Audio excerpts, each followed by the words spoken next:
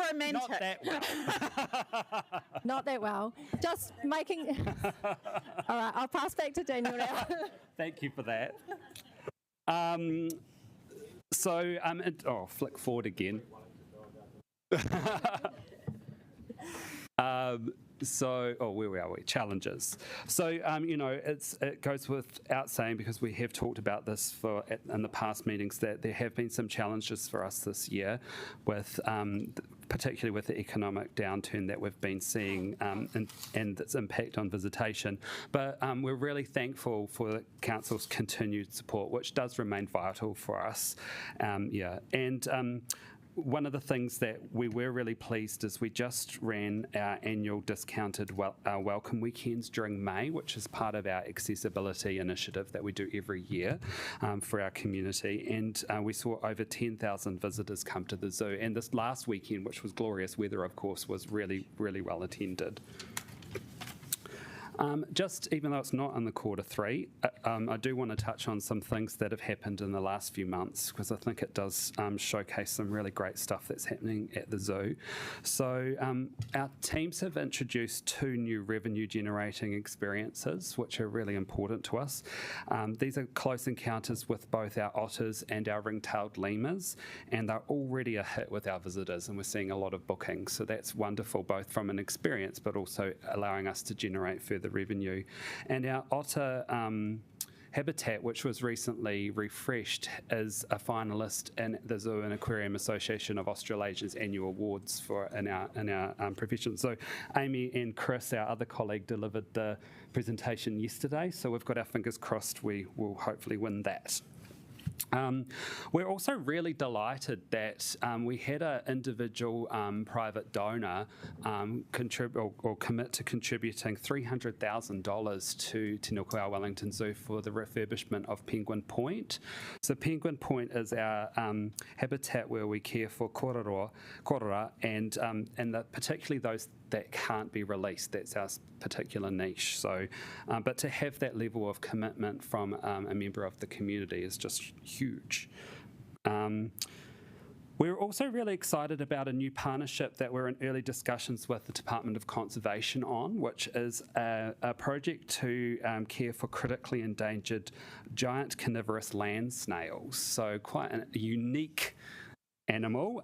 There's a lot of attention, obviously, that goes on the more charismatic animals, but this is something that needs a lot of help, and it's really a unique and compelling conservation story, and one that we've been approached directly by the conservation and through our partnership with them. So yeah, we're very happy for that.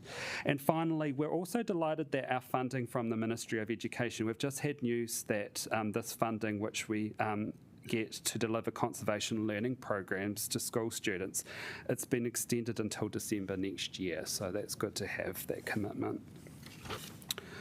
So that's pretty much a wrap from me in terms of what I had to speak with you. Of course, we'll take some questions, but we're very proud of Te Nukuau Wellington Zoo's position as a globally recognised zoo. We do so much in a whole range of different areas. This example just here with our 2 wonderful sheep, Onyx and Beryl, with a drag performer at the recent Pride weekend. Just a small little snippet of an example of that. But we are grateful for the partnership we have with the council. We're proud of our team who are working really hard to create and deliver and look at new revenue opportunities, as we've just touched on, and there's a few more that they're working on at the moment, which we'll be announcing in the coming months. So there's some really great stuff happening. But ultimately, the zoo remains a place of joy, place of learning, and also serious conservation work. And we're excited about what's to come. Thank you. Do you have questions? Yeah, Councillor McNulty. So I'm just jumping since there's a gap. Look, so this is an anecdote, but last night I was putting the 4-year-old to bed, and he was cuddling his giraffe that we got from the zoo, and he said to me, "Dad, this was made out of plastic bottles." And I said, "How did you know that?" He said, "When we got it, it said 100% made from recycled materials." And I just thought, for a 4-year-old to know that, to have that awareness around recycling from a toy that they've bought at your zoo, I was like, that timing's very good because the zoo are coming in tomorrow. But I just thought I had to share that because that's such a powerful testament to some of the things you're enabling. Thanks, Ben. If he wants a job later on. Start pegs. Councillor Free. I saw something about HMAS Canberra there. Yes, but I don't yes. think you mentioned it. No, so we've got some of the crew coming to help us with a range of projects. So that's really exciting. It's part of the partnership. I think they're doing work with other councils. Yeah, including our the zoo's regeneration project that we have in the town belt that we work on. So they're coming to help with that. You're not keeping them in the We did think about that, but There appear to be no more questions. I'd like to thank you both for coming in. Thank you very much. Much appreciated. Wellington NZ. Tracy Bridges, and this is our first meeting with the new CE.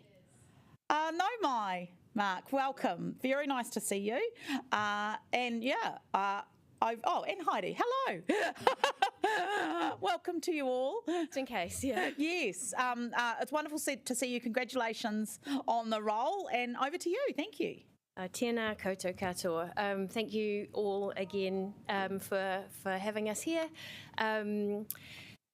As discussed, this is Mark Oldershaw, our brand new Chief Executive, and Heidi's here, of course, as always, to help with questions of detail, particularly given Mark's 1 week into the role. So, yeah.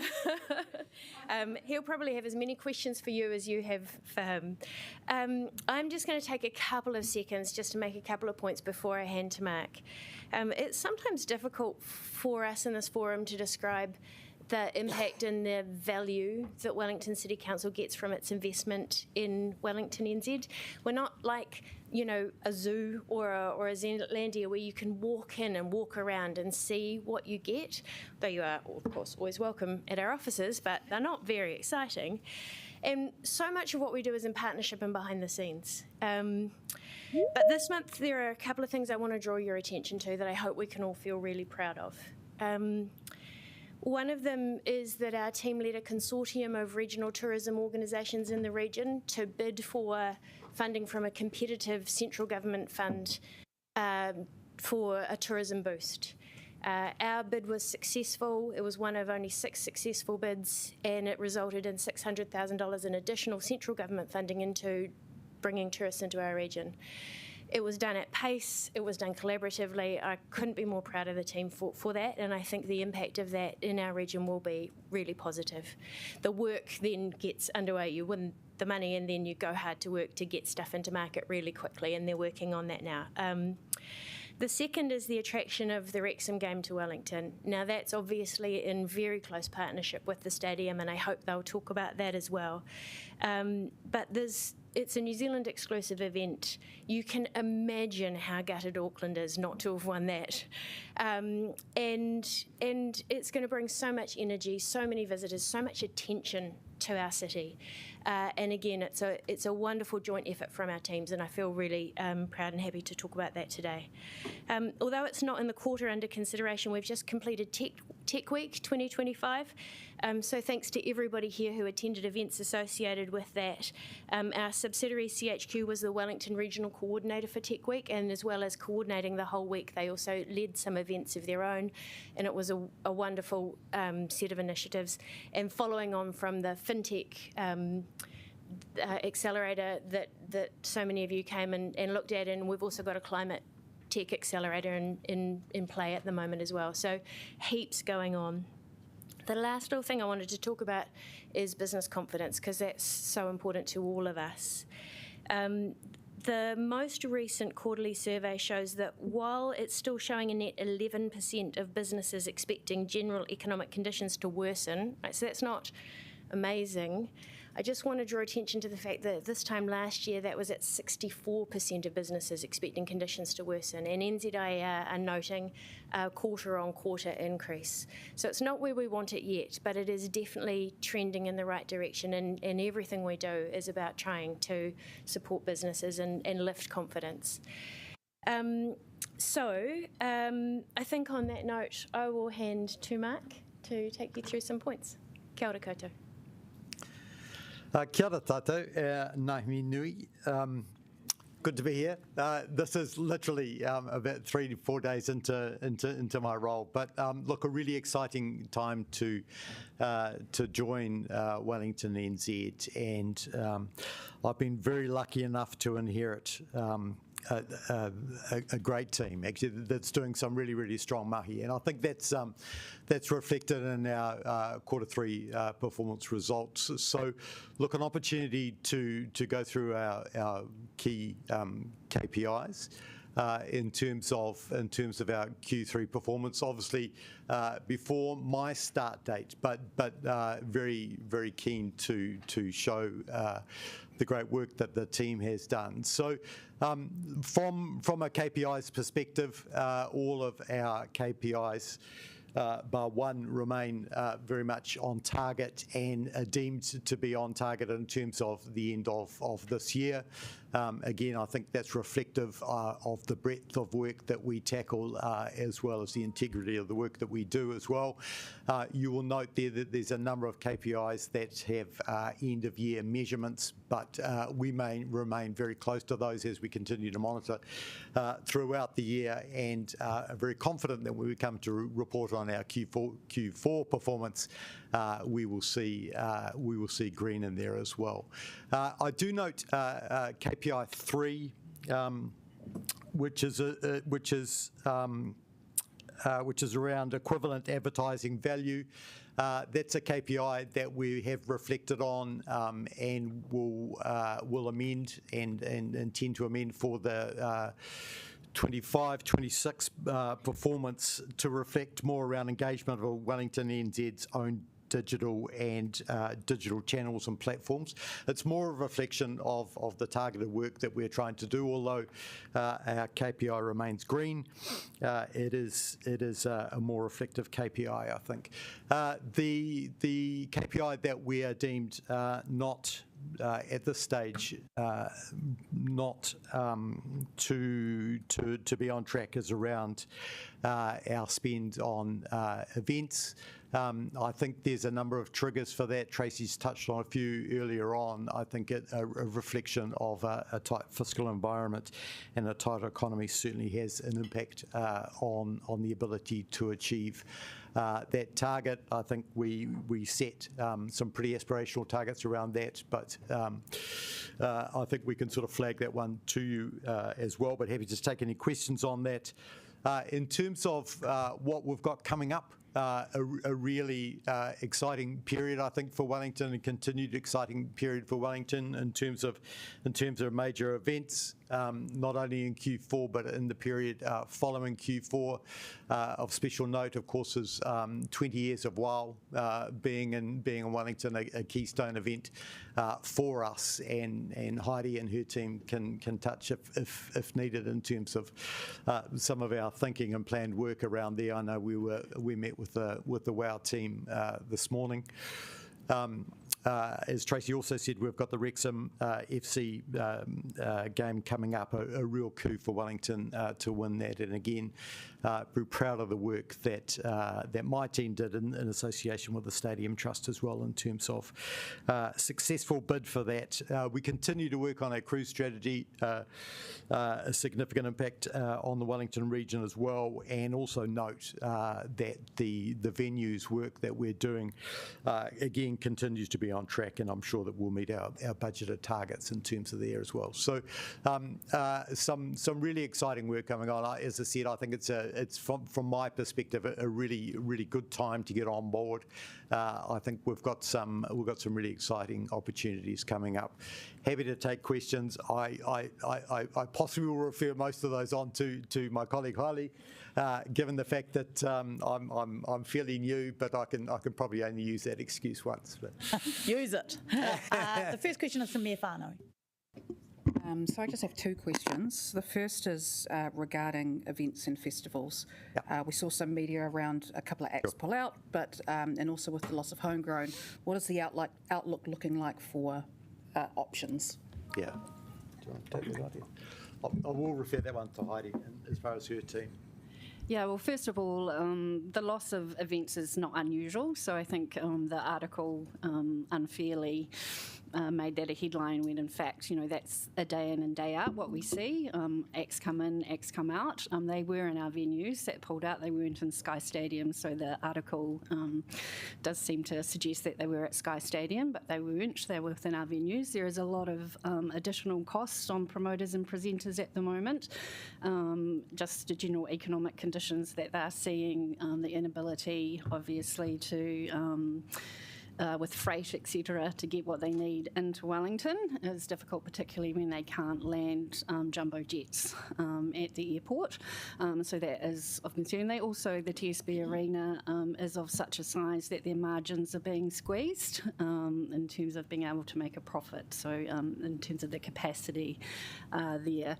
In terms of the outlook, our pipeline within our venues is one of the best that we've seen for a number of years, coming up over the next couple of years. So we're doing everything we can to make sure that we can control the costs from our costs to ensure that promoters and presenters can come in.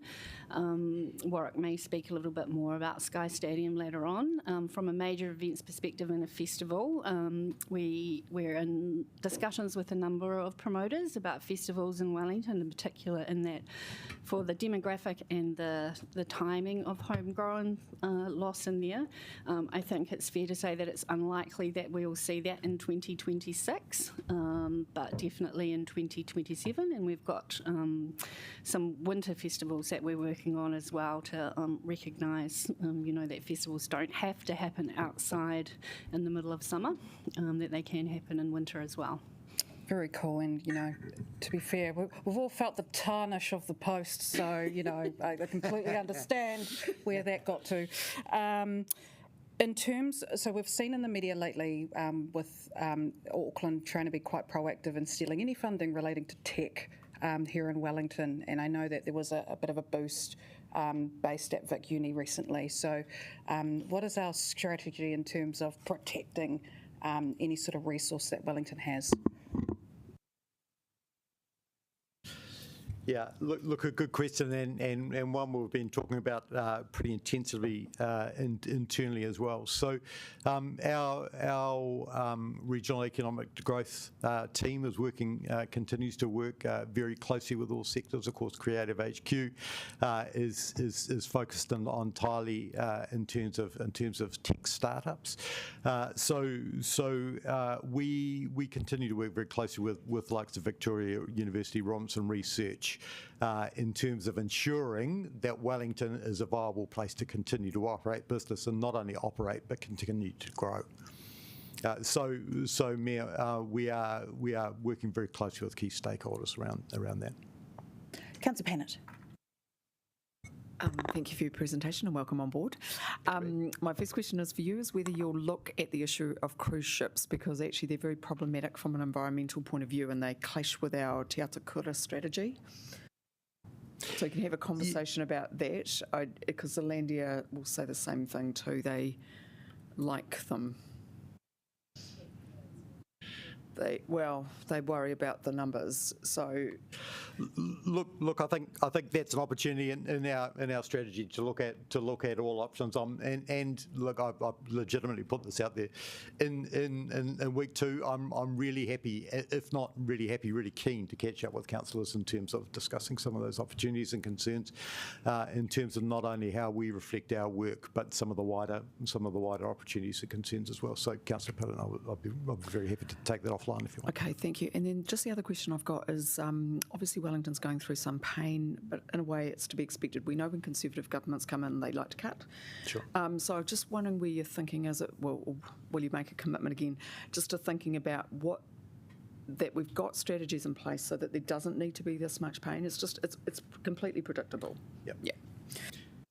Yeah, no, thank you. I think that's a really good point. And based on my observation of the team and the work program that we've got ahead, I think we've got a, from an outsider's perspective, and I can still say that for a wee while, we've got a very balanced portfolio approach to not only our economic development but to our events and venue strategy as well. So I'm confident, but it's something that we'll continue to work on. Yeah. I've added 5 minutes to the time, but I've got a long list of questions. So if you could just stick to one each from now on. Councillor McNulty. Cool, yeah, I'll just ask one then. Mark, something you've got right now is really valuable, which is that fresh set of eyes coming in. So I'm wondering if there's anything in your very limited experience you've immediately identified Wellington NZ could do better, and conversely something you've seen that's excellent that they're doing. Yeah, look. I think a really good question, and been reflecting on this quite a bit. Not only myself, but at a management and board level as well. I think our biggest area of focus is on impact. We have a limited funding base, and we need to really focus on what's going to give us the regionally and in terms of the city, what's going to give us, crudely speaking, the best bang for our buck. And so I think from a return on investment type of perspective, I think there's some opportunities to look at that. That might mean ultimately that potentially we need to rebalance some of those priorities, but I think there's an opportunity to look at that as well. Yeah. Councillor Free. Yeah, I was just looking at the tourism boost activity. What do you think the main programs will be in that, and also when were you planning to bring the results? I'll pass this one on to my colleague. Well, the tourism boost, obviously, from central government, and they want tourists in New Zealand in the next 3 months. So it's very focused on the next 3 months. So we're working in a central partnership with our peers in other regions around us to basically drive visitation into Wellington to stay more than a day or a night and then move into the regions. So it is a regional aspect to it. In terms of being able to get immediate action, a lot of that work is concentrated around activities that we can do with airlines to drive visitation immediately, and that's mainly because we don't have the time to drive the storytelling to then people to make their decision. They need to make the decision soon. So probably you won't really see it yourselves here because it's happening mainly in Australia. And that's the same for a lot of our work. It's not seen in Wellington. Yeah. But the reporting back? Yeah, I've got a big. I know, but I've got a big list. Councillor Brown.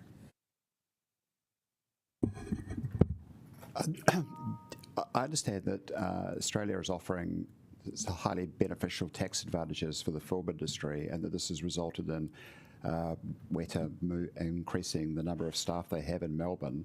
Is that the sort of thing that you look at? You're kind of plugged into the threats that, this is obviously a major industry for Wellington. I don't know how many people it employs, but if they are actually relocating to Australia because of more advantageous tax treatment, our only response presumably is to lobby, and I'm just wondering how aware you guys are of this.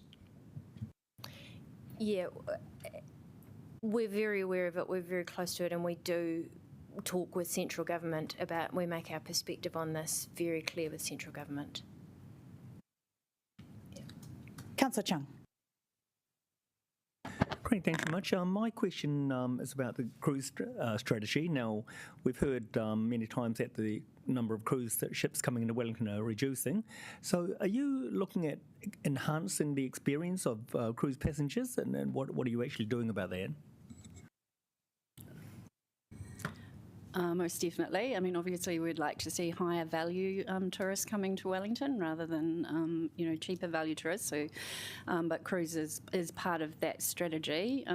There's lots of decisions being made in preparation for next year, including where cruise passengers get dropped off, because obviously they can't walk off the wharf.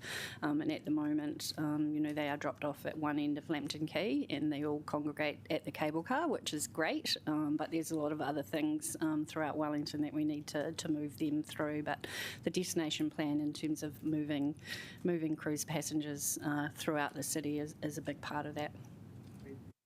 Deputy Mayor Foon. Kia ora and welcome, Mark.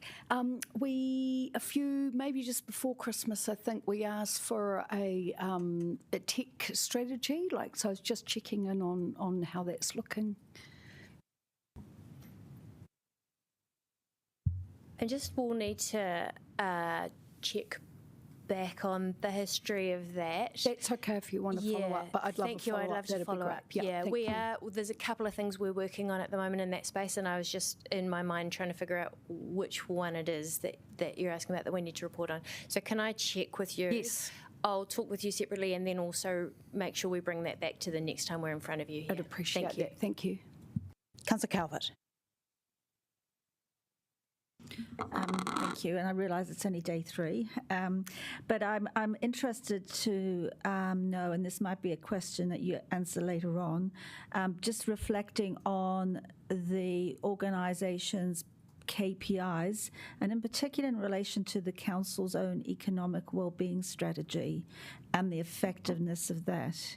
So whether you've had any thoughts on that, or you need, obviously, some time to reflect. Yeah, thanks, Councillor. The latter. I need time to reflect on that, but I think there is a genuine opportunity. Again, we've talked about this quite openly, both at a board level and subcommittee level and at a management level as well, that there's an opportunity to look at our KPIs going forward to better link some of this wider considerations. So that's certainly a challenge that I'm up for. I think we do that very closely with council, and it's on my consideration list. I can't, to be honest with you, I can't give you a definitive view on that right now. That's okay, but I just need to reflect that strategy is not necessarily appreciated by businesses either. Sorry, Councillor. One last question from Pauiwi Hohaia. Thank you. I wondered, do you have any thoughts around the potential for growth in the Māori tourism space? Yes, I do, and to be fair to the board, as part of my recruitment, Māori tourism featured very highly, actually, in terms of the board's interest, and so we are doing some work at the moment in terms of our Māori economic development strategy, refining it to a point where the board will be ready soon for a deep dive session in terms of the strategy.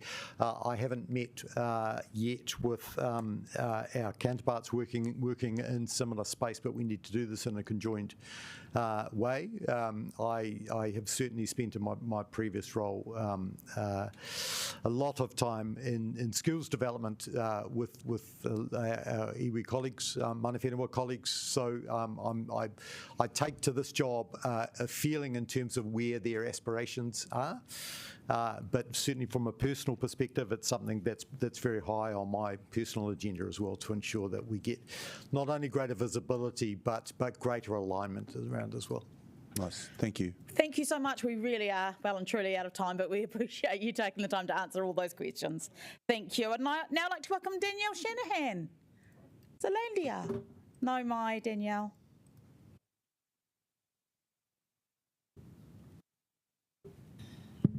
Kia ora. Thanks for having me. Tēnā koutou katoa. Right. Zealandia, we are saving biodiversity with the surplus. Look, I am reporting on a really exceptional result for the year so far. We are favourable budget by quite a considerable amount, but actually we're tracking for a surplus, so higher than the surplus even that's indicated in the Q3 report. So things are going well.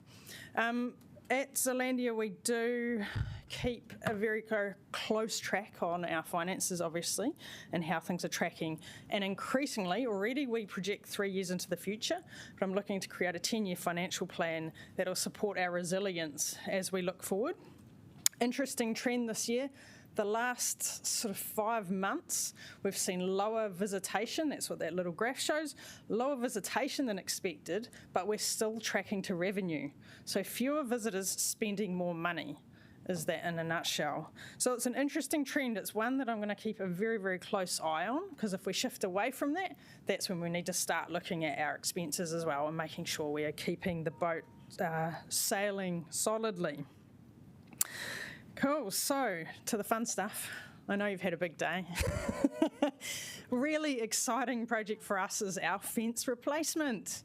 So a fence is 25 years old, and hopefully you might have seen in the media a little bit of a feature on this recently, but as a CCO, we are able to leverage funding that wouldn't otherwise be available through general council streams. So working on this with us, we have GHD, major international engineering firm offering pro bono and at cost work, a little bit of a combination, and also a contribution from the Nankervis estate, one of our fabulous Wellingtonians who left a quite significant bequest, and that's helping us look at the fence blueprint. How do we replace that and make it even better?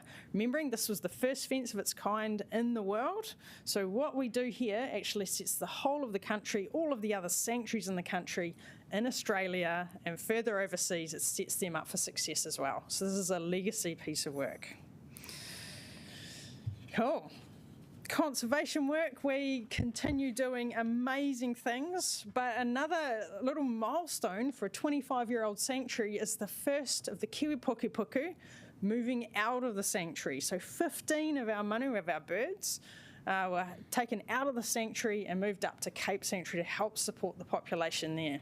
So this really was the first meaningful translocation of a bird out of Zealandia to actually help the national conservation initiative. So again, great press coverage, just a really wonderful story. It shows what we can do if we create space for nature, if we come together under collaborations for nature, and we think long term, this is what we can achieve. So it's pretty neat stuff. Coupled with that, we've done our third Toi or common bully translocation into the sanctuary. Over the 3 years, it's good to do things once, but it's even better to do things over and over again. And what that has meant for us is that we've increasingly built the Mātauranga Māori basis on which this work is happening. So some really incredible people within our team, Piata Hohaia, which is a pretty sensational young person, rangatahi. But they have been building the Mātauranga, reclaiming that Mātauranga to do fish work within Zealandia. Very good. I'm buying you time here, by the way. Corporate memberships. So what you're going to see from Zealandia in the coming years is a real focus on our local community. Our locals are our number one supporters. We have 15,000 members. They are crucial to our survival. They give us that license to operate.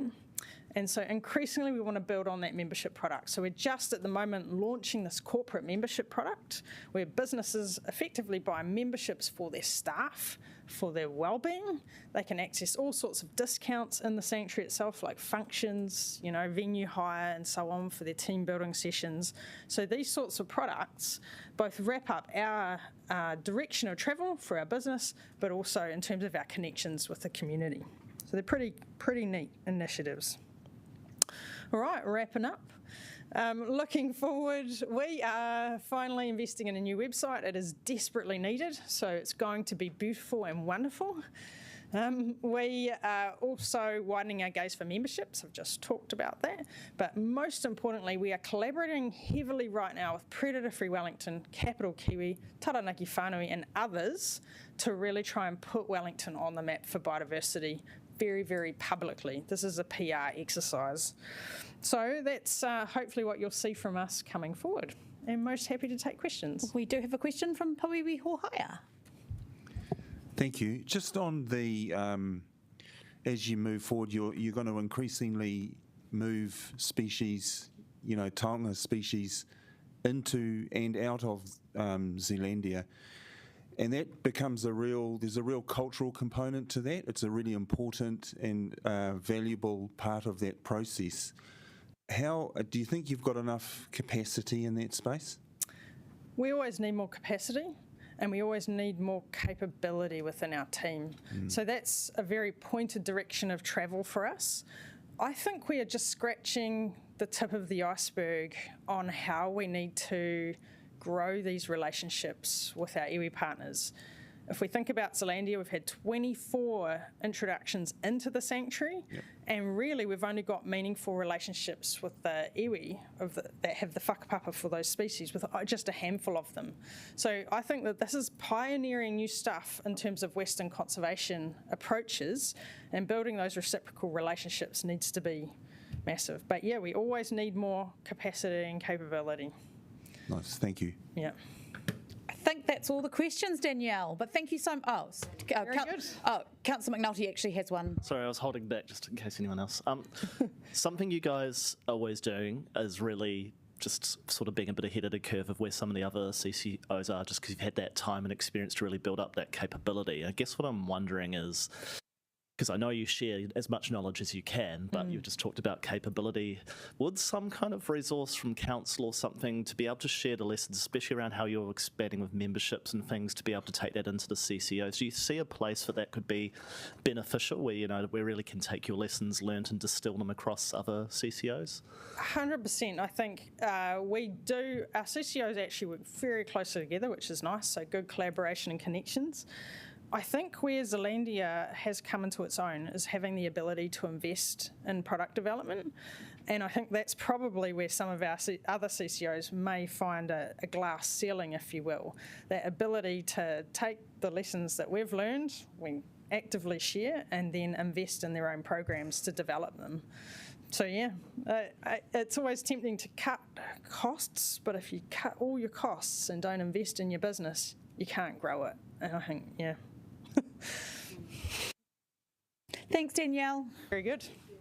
All right, now we're onto the cable car. So CE Tansy is online, and welcome, Chair Fergus Brown. Now I have to congratulate you because you were awarded Officer of the New Zealand Order of Merit in this King's Birthday Honours for your services to the tourism industry. So congratulations, Fergus. Thank you very much. Look, just by way of introduction, kia ora koutou katoa. I just wanted to mention just a couple of quick things and hand over to Tansy. I guess the big negative we have, which is looming, is the cruise and the downturn, which we've reported on previously. We are very lucky in that we have Tansy as the president of the Cruise New Zealand, so we have an insider, if you like, and I can assure you that we're doing everything we can to work with TNZ, Wellington NZ, to ensure that we get back those passengers who we've lost, or try to work on it. It is a long-term project because, of course, those cruise lines plan well in advance. You'll be pleased to know that our seismic work has been continuing, so we now know the state of our bridges and the top terminal up at Kelburn as well.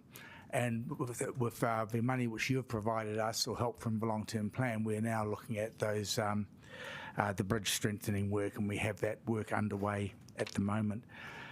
And one thing I think to be very proud of is our staff survey, which has just come out, and where we scored 100% in leadership from our staff, and I think it was 99% in overall connection. So that's an excellent result and shows that the operation is in good heart. I'll now pass over to Tansy. If she's there, she can carry on. Yeah, I'm here. Can you hear me well, Fergus? Yes, we can. Great, or Officer Brown, which I'm now going to be calling you. Do you have a clicker in your hand that you'll be able to click on the slides for me? Yes, I do. Great. Let's go to the next slide. Kia ora koutou. One more slide. Thanks, Fergus. Great. So just your usual format, just running through the results, challenges and highlights of Q3, and then touching on some of the things that we've got coming up in Q4, although we've only got a little bit left of Q4. Next slide, please.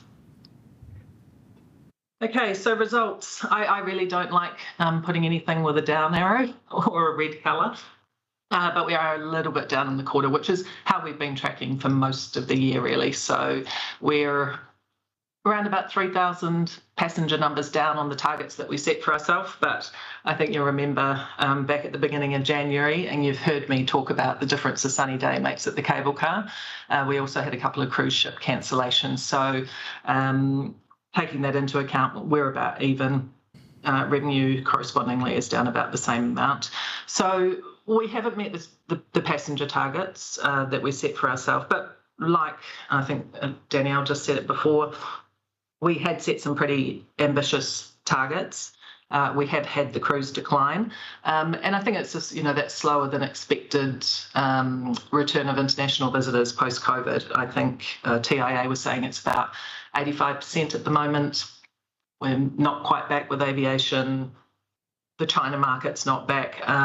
Although we did have Minister Upston did make some interesting announcements about the China visitor visa at Trends recently, which was promising, and hopefully we'll see the return of that market soon. So we will be about 10% down, I think, by the end of the year on those targets, but still a really good year. We'll still be welcoming about 930,000 passengers. We're still making a really healthy profit. And we are tracking well, actually, to achieve all our other KPIs, so carbon zero, quad mark, rail safety licence. And we did have a new measure this year, which was around waste diverted from landfill. And we've been tracking really well with that, with sort of up to about 65% in a couple of the months over the high season, which is great. Next slide. Thanks, Vigs. So challenges, yes, I know I keep on going on about it, but it is such a big one for the cable car, as Heidi said. Although those cruise passengers do generally come to the cable car. So last quarter 3, January, February, March, we had 135,000 passengers in Wellington. This quarter 3, we had 30,000 fewer passengers. So that gives us that issue and that challenge around revenue generation and how do you replace that big volume loss. And that is hard, but we have been trying some new ideas and activations. We've been doing some more venue hire, lots of stuff around merchandise. We started even just charging credit card surcharge, which is what most of the CCOs do. That's giving us about $50,000 back into the bank.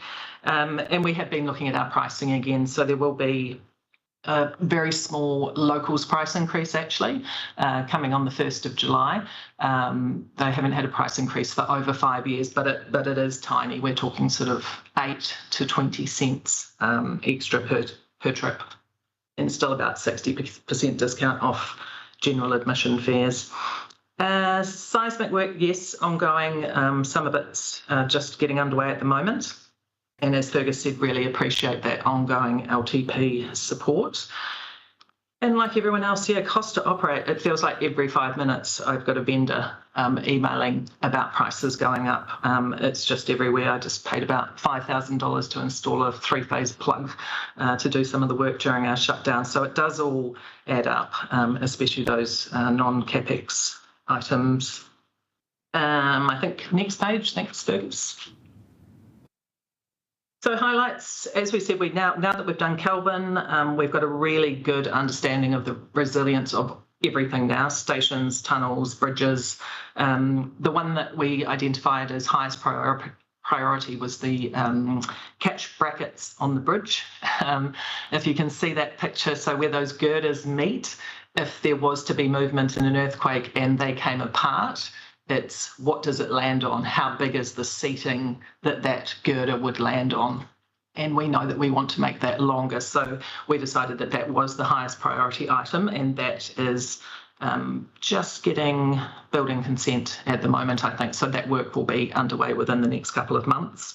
We'll also be fixing up the ceiling in Lambton Terminal during AMS. And the next big thing, of course, is that big program of bridge works with the pier strengthening.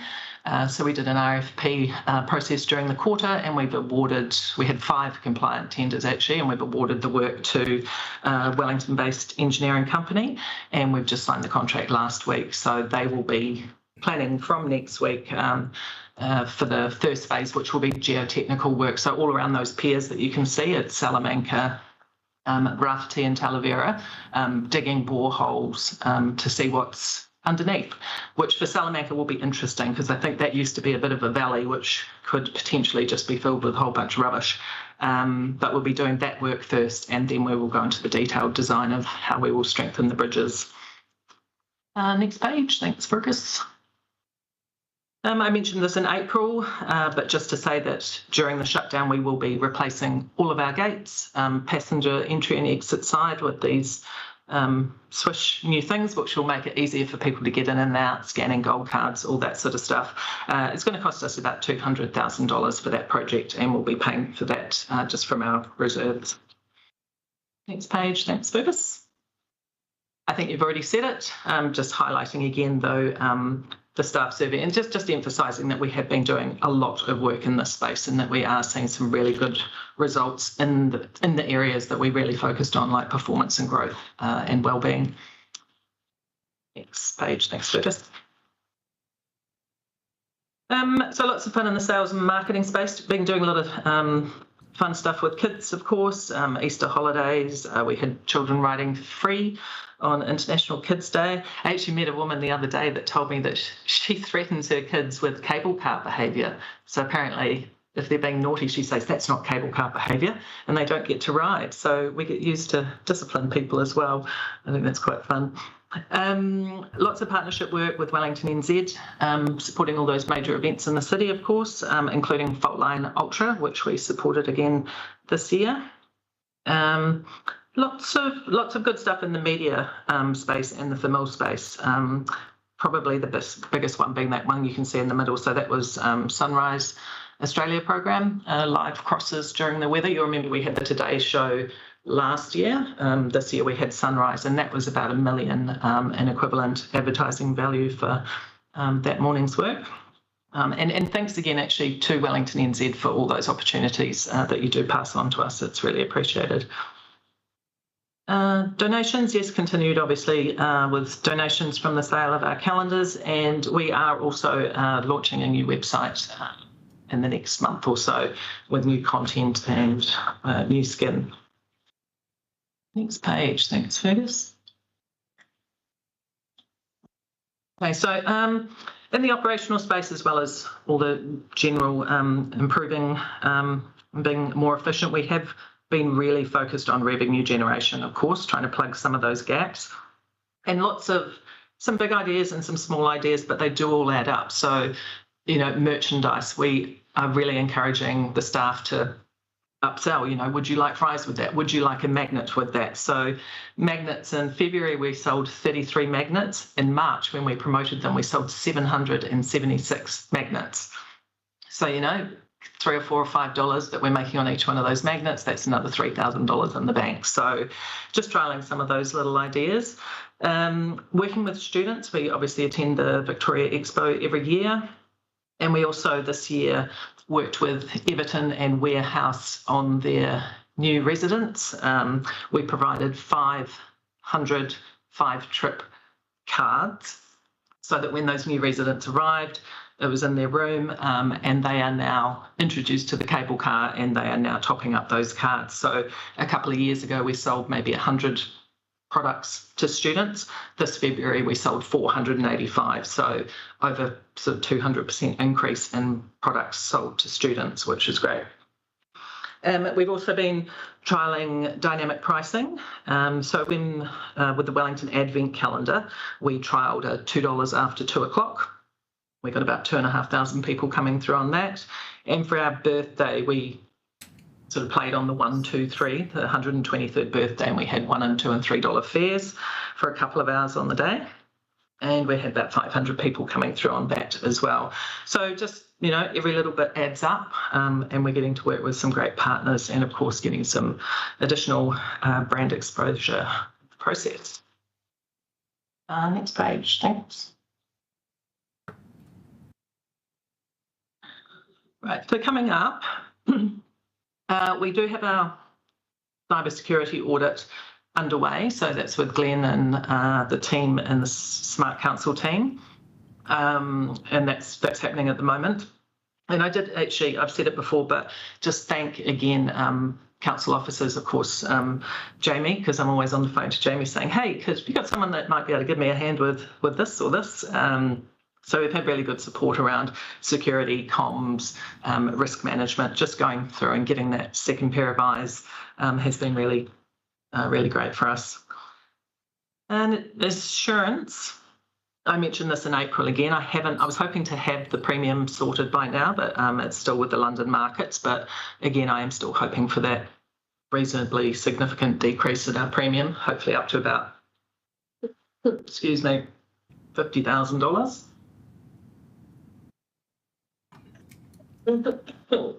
Sorry, team. I need to go. Hopefully that's not coming too loud. I'm just going to have to mute myself in 2 ticks. Hang on.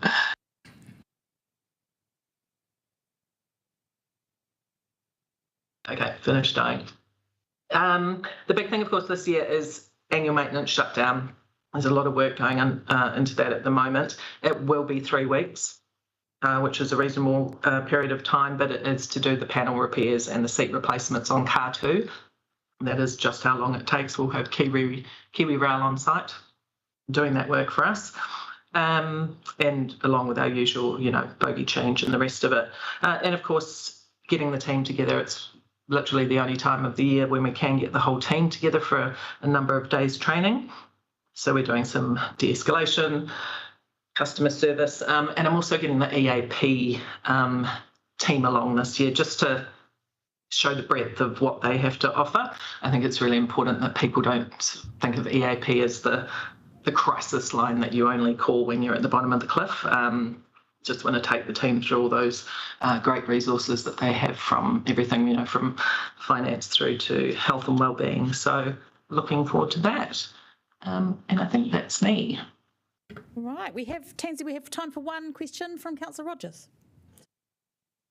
Yeah, I had just one question that I was hoping to get some clarification on from the challenges section, which talked about Waka Kotahi providing an assessment that classed you as Group 1 in terms of the risk for a rail operator. So I was just wondering what the implications of that classification is.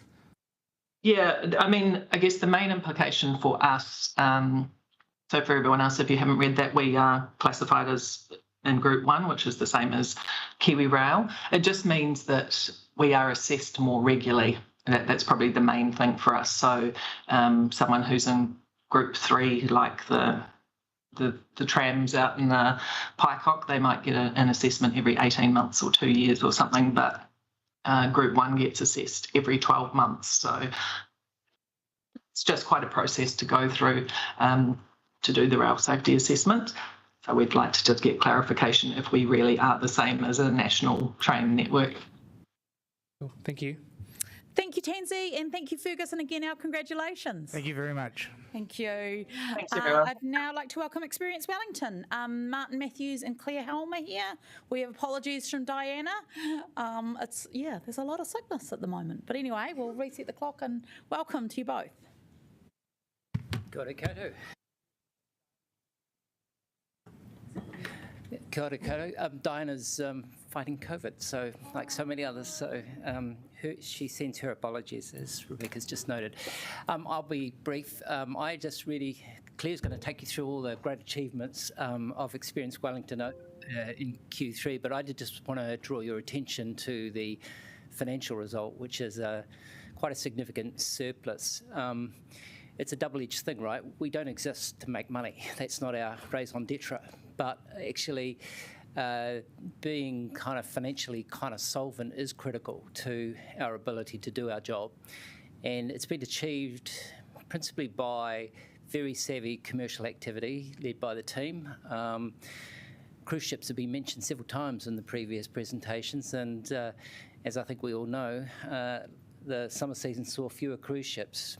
Remarkably, we grew our commercial revenue through that period. So that is no small achievement, and it's down to, I think, some very, very savvy merchandising, which is significant in a whole lot of ways. It's not just that it generates us a lot of money, but actually we're using local artists, local businesses and so on to create that merchandise. So it's a very significant activity for us. And the second reason we're able to generate a surplus is partly it's sort of about kind of relentless cost control in the business. Some of it achieved because the City Gallery's been closed, but it's not the whole story. It is about the Diana and the executive team being very careful about where we spend money.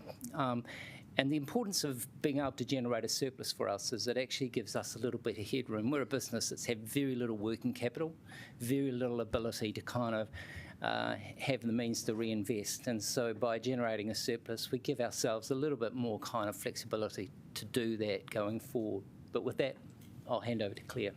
Kia ora, Martin. Kia ora koutou. So my name's Claire Helm. I'm the Chief Operating Officer for Whiaka Pōneke Experience Wellington, just here in place of Diana, who's battling COVID. So as Martin says, we've had through a number of various areas of focus, some really good results in Q3. We've had over 400,000 visitors through our doors year to date. It is slightly lower than we've had in the past, and we're certainly noticing that the international visitors at the museum are down, and I think we've already previously reported this to Council. Anecdotally, that might be partially due to the entry fee that Papa's imposed, which is, I think if an international is paying $30 odd for a Te Papa entry, they then are less willing to pay the $16 that we charge for the international entry fees as well on top of that. But we'll continue to monitor that and just pick up some statistics and figure out what's going on there. We really pleasingly, and with a lot of work, both by our front of house staff and back of house staff, received the Qualmark Gold Award for Sustainable Tourism for the museum and for Space Place. So that's a really good validation of all the work that we do and the visitor experience and the quality of that experience that we offer. The Space Place upgrade, a lot of that work was completed in Q3, and then we had the opening early in Q4, which was really exciting with the Star Path. And if you haven't seen that already, I would really highly recommend that you go up there and take a look. And while you're up there, you might like to take a look at the Pink Floyd Dark Side of the Moon, which we've got back as well, which is really exciting. We also had our biggest children's focus with Children's Day in Q3, and at least 6,000, if not more, people who came along to that, and that was a really exciting day on the waterfront. So in the key financials, as Martin's mentioned, a real turnaround there. We have quite a significant year-to-date surplus at the end of Q3. That will drop a little bit towards the end of the year because Q3 comes to the end of our main season cruise ships and the main summer season. So the sort of cost-revenue balance starts to reverse a little bit over the last few months of the year, but we will still expect to finish the year with a fairly healthy surplus, and that gives us a really good solid basis to start to invest. And for some of the really amazing plans that we have going into the future with City Gallery reopening, Te Matapihi move next year, which is both of which are large projects and really positive things to look forward to. Trading income, I think, has been referenced by Martin, and I think very similar to the cable car. If their numbers are up, our numbers are up, and we work quite closely together in that space, and I think we're all seeing some really good results from, even if fewer visitors, some really good retail results, which again speaks to the quality of the merchandise that we have. And we have some really great Wellington t-shirts, which we've designed in-house and are selling really well. The admission fees at Wellington Museum, we have achieved over $100,000 excluding GST and admission fees from those, but it has also impacted our visitor numbers, which is as we expected, possibly a little bit more, I think, than we expected because of the sort of the Te Papa balancing act as well, but we'll keep an eye on how that goes as we go into the future. So some challenges. Commercial revenue, as I've said, is expected to slow with the cruise ships slowing down in terms of visitor numbers. We've had the last cruise ship for the season. The end of year result will be a surplus, but slightly lower. We are keeping an eye on proposed tax changes by the government to charitable trusts. Nothing came through in the budget, but there are things still going on in the background and may come through by the end of the year. And that would impact on our I think what's termed non-charitable income, which is probably the retail income, but it's slightly unclear at this point. We have been navigating the challenges of being out of City Gallery but still delivering a learning program for that space. We're working quite closely with the National Library, but it's a sort of it's a little bit of a flatmate situation. We're all supporting each other, but sometimes things go a little bit wonky unexpectedly, but we're navigating that. And of course the ongoing uncertainty over the bond store and the strengthening and what the future costs of that might be and Council's decisions in that space. So looking forward, early into Q4, we opened our new exhibition in conjunction with the Treaty of Waitangi Tribunal, 50 years of the Treaty of Waitangi, and in terms of increasing our capability, we were able to welcome the Waitangi Tribunal with a full hakapohiri and welcome there, which was a really exciting place to be. Pink Floyd returns, as I've said, which is fantastic. I think that was well enjoyed and highly recommended. We've got lots of work going on in planning the opening project for the City Gallery sometime towards the mid to late next year. And of course, full steam ahead with Noku Te Ao moving into Te Matapihi earlier into 2026. And also along the same lines as the zoo, we've also just received confirmation that our MOE contract for teaching that takes place in Media Lab, Noku Te Ao, Museum, Space Place and the gallery has been confirmed for another 12 months. So I think that's our main highlights and challenges. All right, we have a question from Councillor Rogers. Oh, any other questions, councillors? Yes, Councillor McNulty. Could you speak to a bit of what the surplus might be used towards? Certainly. Some of it will be ring-fenced towards future projects, particularly as we start to plan out for the City Gallery reopening. Some of the City Gallery reopening will require furnishings which are appropriate for that new space. We have quite a lot of tech in our exhibition spaces, which is starting to get to end of life, and it does give us the ability there to start to gradually replace that on a cyclical basis as well. So it just puts us in a much better position to start to address some of those risk of failure items that we have on the books and haven't been able to do anything about recently. Seems to be the end of the questions. Thank you so much. All right, we're now going to welcome the Basin Reserve, Todd and Blair. I'm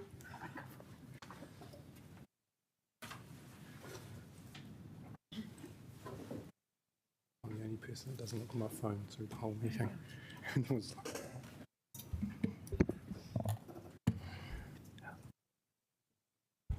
Welcome, Todd and Blair. It's good to see you. You've got 15 minutes to tell us more about what the Basin's been doing in the current period. Thank you very much. Kia ora all, and thanks for having us. It's always nice to speak to you. I think my first time was just before Easter, and it seems not that long ago. It's gone fast. So I'd like to introduce you to Blair Duncan. He's our new GM of Community and Facilities at Cricket Wellington, and he's going to be overseeing the Basin Reserve Trust alongside myself. And just further to that, we've also increased our resource from a financial point of view, with one of my staff members picking up a lot of that, given that's probably one of our biggest challenges. So Q3 brought us to the end of the summer of cricket. In my short time in the role, being 7 months, my reflection is that there's a lot of work, activity that goes on at the Basin, but we're committed to increase that and also diversify it, which will be, a big role for Blair once he steps into the role and gets his feet under the desk. Highlights from Q3, we had international activity. We had Sri Lanka play the Black Caps in a very cold day in January the 5th. I felt sorry for the Sri Lankan team. They were all wrapped up, probably wanting to just get out of the ground, and we were winners on the day, which was great. We also hosted the elimination finals and the finals for the men's and women's Super Smash. And our wonderful Wahine won the T20 competition for Wellington, which was a massive highlight for cricket and also for Wellington. We hosted our Kelikiti Festival with over 1,000 attendees across the day. I was lucky enough to be there, and it was awesome to see the community come together and get behind what is actually quite an interesting sport to watch. I've never seen it before, and I learnt lots. We also had a D-Sport event during one of our Plunket Shield games, so we had a lovely group of children come down and experience some time on the Basin, and also to meet some of our players and coaches. And I said at the start, the end of the cricket season was completed with the Ford Trophy, Plunket Shield and the HBJ. Unfortunately, Wellington didn't win any more silverware outside the T20 for the women, but it was a good season. And works started on sort of scoping our capital projects with our contractors, Shan Shelton, which I'll touch on a little bit more shortly. I'm a bit of a visual person, so I've got some photos just for your awareness. We had a pride round during one of our Super Smash games. You'll see at the top of the left-hand screen. We had our girls Community Day, where we also had our women's Div 1 finals. And you'll see that picture on there of Millie Kerr holding the Super Smash trophy, which was at the start of February. And our D-Sport photo at the bottom there. Our challenges, a lot of them are centred around financial, and I don't say that that it's dire or anything like that. We're just really mindful of cost increases across probably everything that we're doing. We need to be really prudent around how we monitor our income and expenditure. Hence the more resource we're putting in with our finance manager at Cricket Wellington to help support that. We use the Sky Stadium turf team to look after the ground. We've also worked in with them quite closely to get a better understanding of those costs, because that's our key cost to running the facility, and they've been very generous and transparent around opening their books, so we get a better idea. I've got a couple more photos you'll see there at the top right hand side. That's the Kilikiti Festival. I just want to touch on our relationship with the cycling community remains positive. Blair and I need to engage with them. Now we're new into the role, and sort of get to know what they would like to potentially be improved in terms of access at the basin, but also to have a familiar face, a point of contact with us should there be any issues. You'll see at the bottom right-hand side, that's the Bears at the Basin. Damien's confirmed that he'd like to host the event in November, which is good news for Wellington, and it's good news for us. In terms of our performance measures, we're tracking to achieve these. In terms of function days, Black and Gold or Star Group run those on our behalf using the facilities at the Basin Reserve. They're tracking really nicely, and our relationship with them remains really strong. In terms of numbers of attending events, we're slightly down, and we will be at the end of the year, just based on the England test only going 3 days. The poor Black Caps couldn't weather Brendan McCullum's mighty England team. And obviously the event income dropped off with Bears at the Basin being postponed in November last year. We're still working quite hard on the digital billboards. You'll see at the top left-hand side, that's going through a process at the moment, which we're getting support from Council on. It could be an ambitious project, but it's worth exploring given the potential revenue generation that it can bring into the ground. You'll see the photo of Sri Lanka versus Black Caps there. It looked sunny at that point, but I assure you it got a lot worse after that. Broadcast towers, I touched on this in April. We've got a pretty clear directive from New Zealand Cricket that if we want to continue to host international cricket for both men and women at the ground, we need to remove overlay costs. So we're working pretty quickly to understand what that looks like, and I had a couple positive meetings around potentially getting some funding for that capital work, and Shan Shelton are helping us lead that before we go through the consenting process. In terms of what's coming up, we're working with New Zealand Cricket and also Warwick down at Sky Stadium just around the international allocations for the back end of this year and the start of next. Hopefully shortly we'll be able to share with the public and yourselves around what international cricket's coming to Wellington. We're finalising our SOI, which I've spoken to you about in April, and we've had maintenance has gone underway on the outfield. I don't know if anyone passes the basin on a regular day, but about a couple of weeks ago with the terrible storm we had, I think there's probably more sand off the ground than not, but we've cleaned it up, and the grass is growing, it's green, so I'm sleeping a little bit better at night. We're just in the process of renewing our food and beverage partner, Black and Gold / Star Group. They're keen to continue with us. We're happy with them. Our naming rights sponsor, Cello, again, they're keen to continue. We're just working through the details. And we've just renewed our turf management agreement with Sky Stadium. And that last bullet point there I've touched on around some capital projects. So that's all from me. If anyone's got any questions, I'm happy to answer them. Councillor Calvert? Yeah, you've probably answered it just then, but I had a question around turf management using Sky Stadium, which is, of course, a council-related organisation. So you're going to continue using the stadium team? So what we've done, we've extended the contract with them for 1 year, and we've spoken to them. We're actually going to go out to tender for that for the following year. Why is that? Just because the sheer cost of the ground maintenance and it's essentially ratepayers' money, we want to go through a robust process to get a good understanding. Yeah, and you've taken into account procurement rules? Yes, we'll get some advice around how we do it, yes. Yeah, thank you. Councillor Free. Thank you for working with the cycling community. You mentioned something about if you were to keep doing the men's and women's, high-level tournaments, you had to do something? Address the something cap, or could you explain a bit more about that? Sorry, the cap. I think the scaffolding. Oh, the scaffolding, yeah. So okay. I knew I didn't understand or hear properly. Sorry about that. That's okay. So just about... Oh, sorry. So currently we put up temporary structures to broadcast when we've got big international matches. So that is a cost every time we do it, but it also means that there's a little bit of risk. Temporary structures aren't obviously as safe as permanent structures. I'm not sure if we're all aware of the wind here. And a couple of occasions, if we do get any issues, we might not be able to broadcast from those stations. Depending on who's it against, it could be a major blow for the basin in terms of getting back, say, India or Australia or one of those big nations back into those things. So the use of permanent structures will mean the overlay every time we need to run a game is low.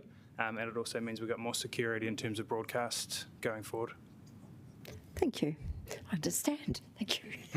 I think that's all the questions. Thank you both. We need to change the order so you're not last. It feels like you've been last a few times. You always save the best till last. Yeah, that's true. That is true. Thank you, Todd. Thank you, Blair. All right. No mai, Jamie Crump. Ki te hora I te kōrero. Please welcome Jamie Crump to introduce the report.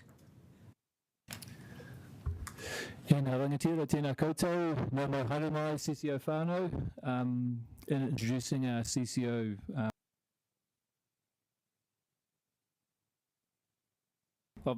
I'm back, I think, is that right? In introducing our CCO Q3 report, I'd just like to highlight that our CCOs have delivered another strong performance. Of the KPIs that are reported quarterly, all but 3 met their target this quarter. As you've already heard this afternoon, there have been a number of highlights to note, from Zealandia to Mararatane, delivering more than 8,000 tours over February and March, through to what you've just heard in terms of the Basin Reserve hosting the elimination finals and finals of the Super Smash, and the fantastic result with the Wellington Blaze coming out champions of that. I'll just finish there and happy to take any pātai. Kia ora. E pātai me utu I mua I te tau patu patu. Do we have any questions? Deputy Mayor Flynn. Thanks, Jamie. How are we working with Te Nuku o Wellington Zoo just to support them with their financial position? Yes, no, absolutely. So we've had working very closely with them. Our CFO, Andrew Reeves, has met with both the CEO, Karen Fifield, and also spoken with the Te Nuku o Wellington Zoo board. One of the things we'll certainly be doing is in part of our CCO operating model review. That's going to be, a key part of that, closely looked at that in terms of the financial sustainability. But there are a number of thoughts in terms of what we can do to assist. I might pass over to Andrea just to maybe note a couple of those. Yeah, so look, I've been working really closely with them. I think they're at a really, in everything that they've been doing, I think they have poured over all of their expenditure, and they've very closely monitored that. And they've also been looking at all the revenue opportunities, and you heard about some of those today. They are in a really difficult position because they don't have huge opportunities, and we need to be really careful as a council that we don't, continue to push them into an unsustainable financial place. So we do need to look at this over the long term and continue to work with them and support them as they go through this. They're not in the position to be able to stop feeding animals when, they have less numbers coming through the door, so their fixed costs are really high, and that is their business model. So we'll also be looking at that through the CCO review as well, but continue to work with them and of course take opportunities where we can support them, you know, shared services, the like, anything we can do. Councillor Calvert. Yeah, just following on from the question on the zoo, because it is very much more than just a Wellington City Zoo, it is very much a zoo for the region. So has there been any consideration looking at our other councils, at least in the metro area, in helping to contribute to the zoo? I'm not aware of any conversations in that regard to date, but that, you know, obviously that doesn't mean to say that we can't do that. We could have those conversations. Yes. Yeah, I just wonder whether as part of the CCO review, in fact, and that might be a little bit broader, but we look at some of the services that our CCOs are providing and whether they have more of a regional impact or benefit as well. I know we've got Sky Stadium and Wellington NZ, but I wonder whether there's an opportunity there to sort of look into that. I think that's a really good suggestion and something that we can take in, and certainly from a Section 17A perspective, which is how this review is being conducted, we are required to look at this, how far the services are provided and who it's provided to. So we can certainly look at that through the review. All right, there appear to be no more questions. Thank you, Jamie, and thank you for all your work. Everyone, the CCOs, if I had $1 for every time someone said something nice about Jamie, I'd have about $29. Right, now over, I don't know, that's a lot, many dollars. Councillor O'Neill is going to move the paper. Yeah, ngā mihi nui, just to thank everybody who's put time into the quarterly reports today. Well articulated throughout the paper, these are some really tough economic conditions, and every single CCO is still contributing as much as they can, and noting councils asked them to constrain in their budget, and every single one is performing on trying to reduce the amount of outgoings there. So yeah, just to thank everybody and to acknowledge the hard mahi that's gone on to this. Thank you. Do you have a seconder, Councillor? Councillor Panovich is going to second. Do you wish to speak? I'll just reiterate everything that Councillor O'Neill said. It's always great to see the CCOs here and see their progress throughout the years. Thank you. Is there any debate, councillors? Councillor McNulty? Yeah, I feel this might be one of the most positive CCO updates we've had at this table in this training, which is awesome. But I'm just going to speak unabashedly about Whiako Poneke Experience Wellington.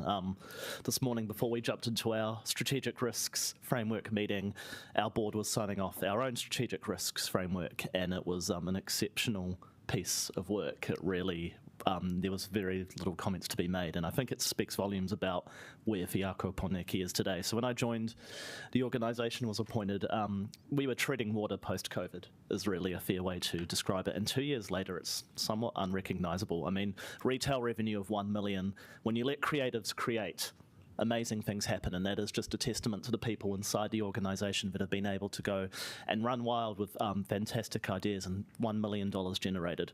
The surplus, that's a huge effort across the entire organisation. The seeds were planted very much when Jane was still the chair, but I think Diane and Claire, and I'm at risk of not naming everyone, and not my intention at all, but Diane and Claire have the ELT have really run with it, and then we're seeing the seeds bloom with Martin now as the chair. So it's been fantastic to see that progress. And that surplus has happened without compromising the core integrity or vision of the organisation, but it's also meant that happened in an approach that there's no sacred cows as well. Everything has been up for a discussion, and I suppose, Mr. Prosser, could I suggest perhaps a sit down with Diana, our CE, for an hour just to talk about how they've turned that around, because I'm sure there would be lessons that or insights you would be able to take to the role here, because they've just done such an incredible job.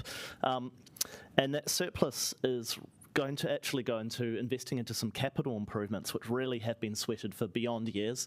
There have been things that have been not quite held up with bits of wire and string, but they have not been far off that. And so that surplus means that they don't actually have to come to council to ask for some help with the capital, which is a really fantastic outcome. So just for me, it's a huge mihi to the entire EW team and to the broader team here as well, Jamie, and I know you really do support the CCOs. They always speak very highly of what you do.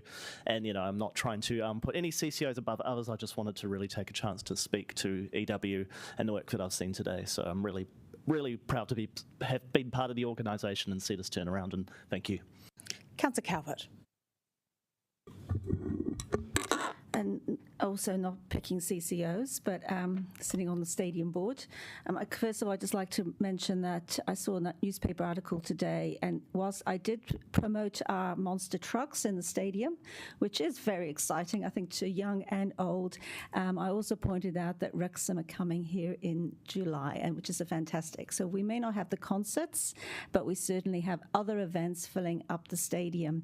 And I think that's good for the whole city. And I think I know we're doing a CCO review, but and obviously we're looking at how we can be more efficient with ratepayers' money, but we've also got to remember that we don't lose sight that sometimes bringing these organisations together provides us with a much better result for Wellington. And so we know the CCOs are working in together. We know, like with the stadium and Wellington NZ, and then with other events through Experience Wellington, that they really need to be able and supported to work together for the benefit of our city and our region. And I think it's important that we also don't look at cost cutting where actually it's not appropriate. When we look at the zoo, we've heard about the zoo, and then we've also, I appreciate the Basin Reserve have some, are also needing to look after their finances and looking at turf management. But can I just say Sky Stadium has an award-winning turf management team, and they provide the turf management for the Basin Reserve. If they don't do the Basin Reserve turf management, you don't need so many people at the Sky Stadium team. So we need to make sure that the services that we are providing through our individual CCOs, that we are thinking of the whole, and so that we don't make some unnecessary cuts when it's going to have a much broader impact for our city. So I would just leave it at that. Thank you. And thank you to all the CCOs. Councillor Neil, would you like a right of reply? Okay, we'll go to the vote, councillors.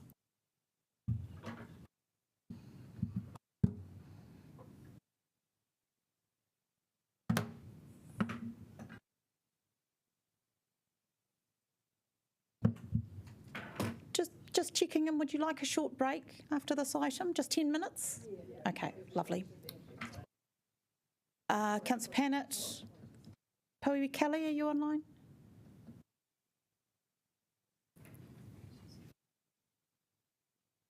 Did you get me? Yes, we did. Thanks, Liz.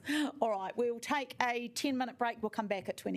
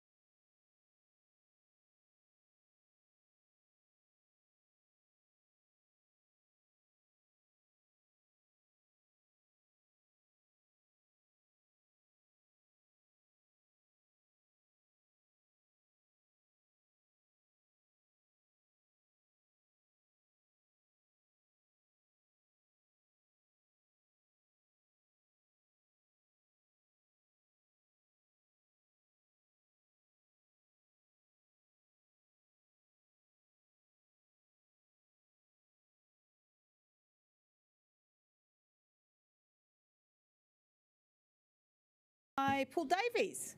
Ki te hora I te kōrero and friends.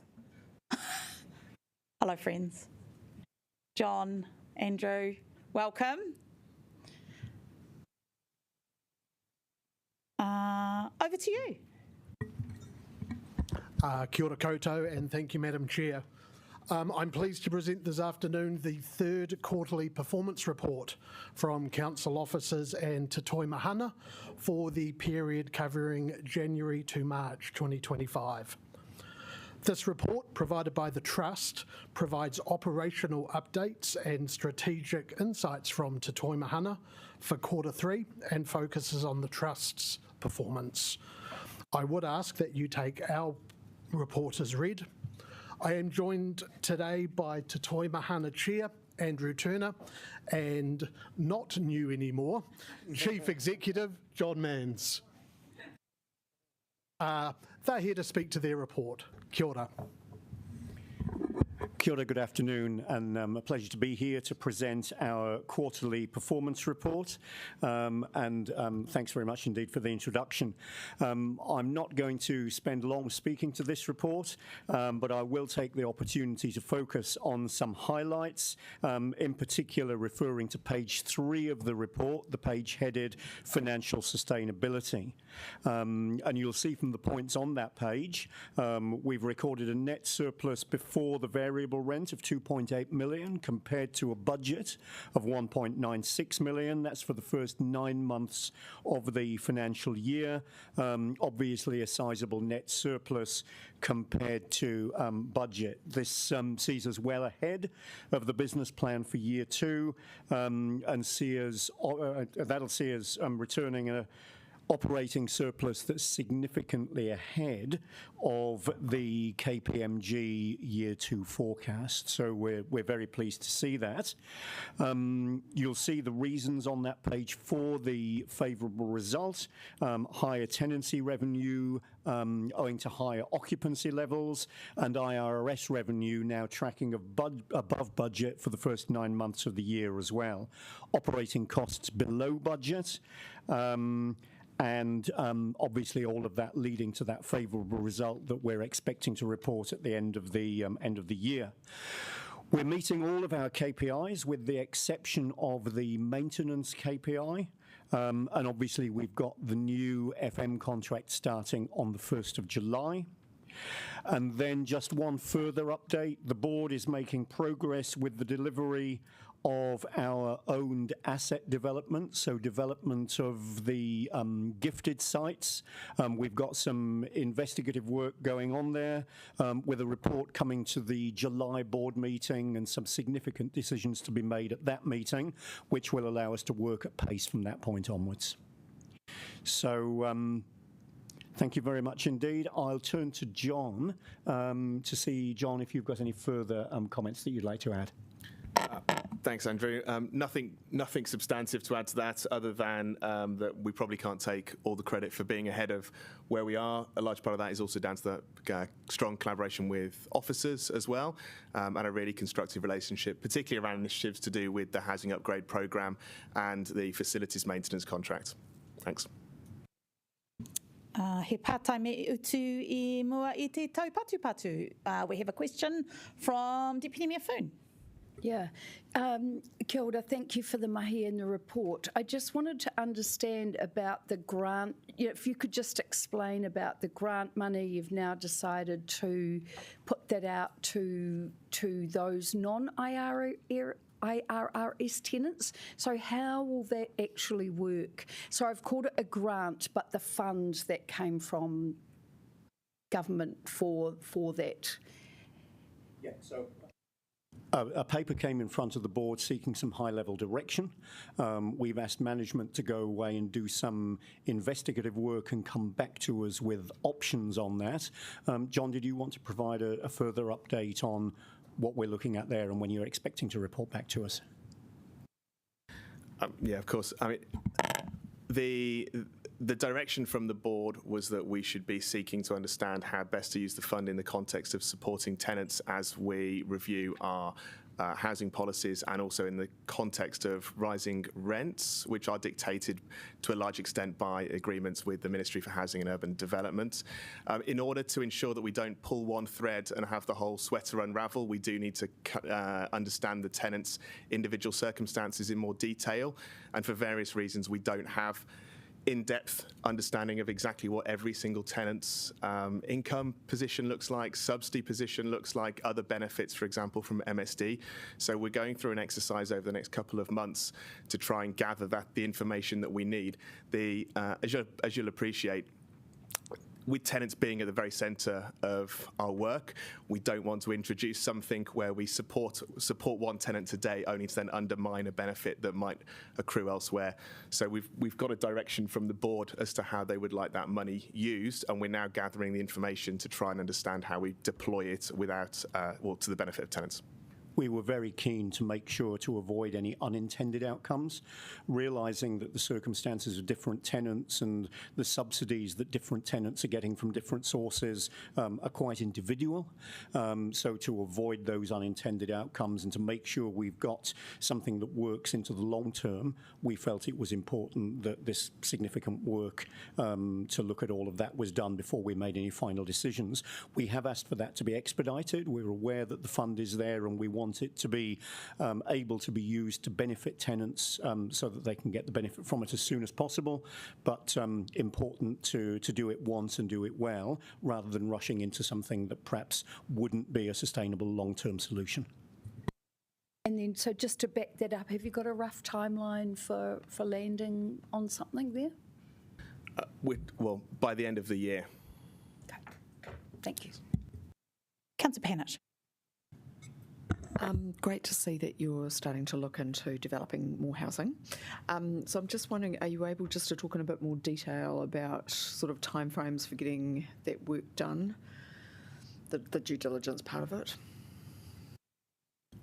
I'll cover that. And I mean, so with the back of the room, I don't think he might want to give us a wave. We've appointed a land and construction manager, Matt Searle. He joins from Kainga Ora. He's working to an express programme to undertake due diligence work, and as is noted in the officer's report, we're drawing down on the first $300,000 of the money that's made available under the funding agreement.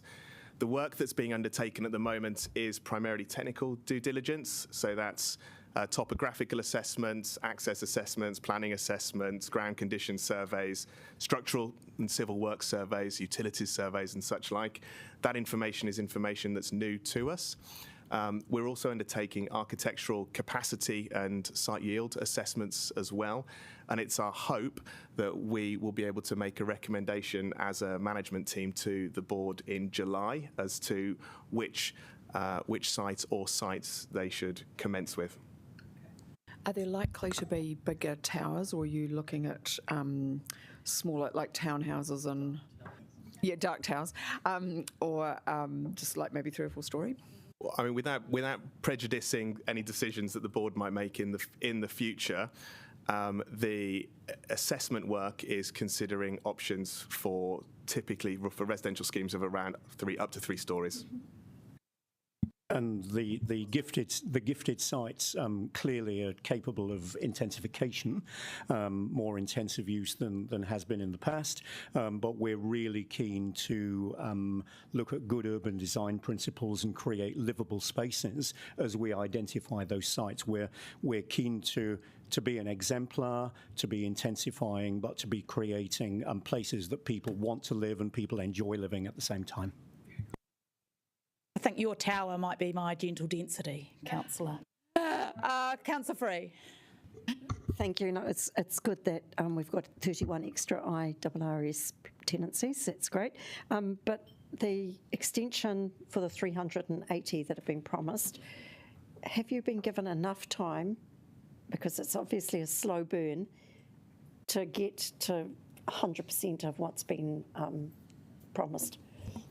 Yeah, we believe so. So the portfolio turns over about 12 homes a month at the moment. We're seeking to reduce the turnaround time when properties become available, but on our current run rate, we will have used the full allowance by the deadline given to us by the Ministry.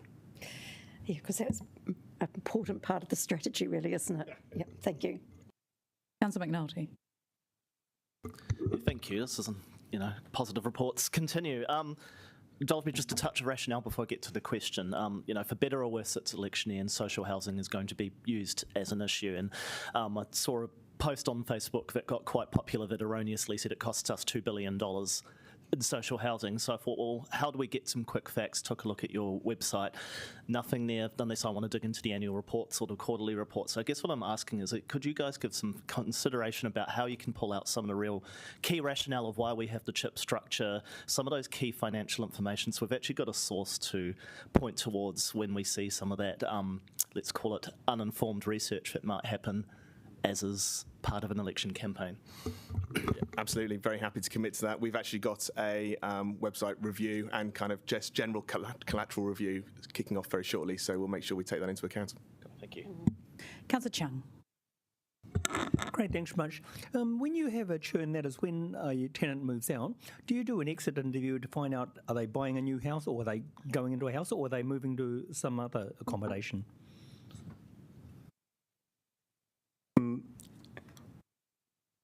It's not something that we obviously get feedback from our tenants through our tenancy managers who have good relationships with all of our tenants, and often we do know why a tenant would be moving on, where they would be going, how and under what circumstances the tenancy came to an end.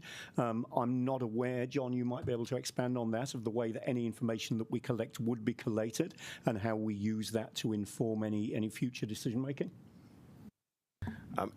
We don't currently analyse that data, but it's something that we have been talking about, gathering more proactively and assessing. Deputy Mayor Foon.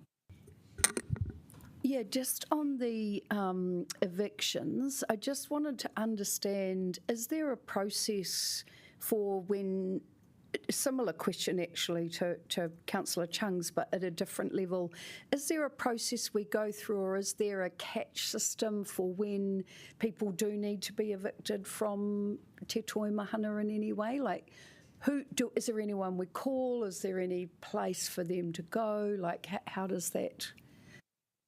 What happens at that end of the scale? Well, we coordinate very closely with other organisations like DCM, particularly, and also ministries where appropriate, MSD and others. So it's not something that it's not something we do lightly. And obviously, the interest of the tenant remains at the forefront of everything that we're doing throughout that process. If you wanted a detailed explanation, we've got our GM tenancy in the back, who I'm sure could talk to that more thoroughly. But yeah. Councillor Rogers? Oh, do you want to do that now? Oh, yes, sorry. We want to do that now? Thank you.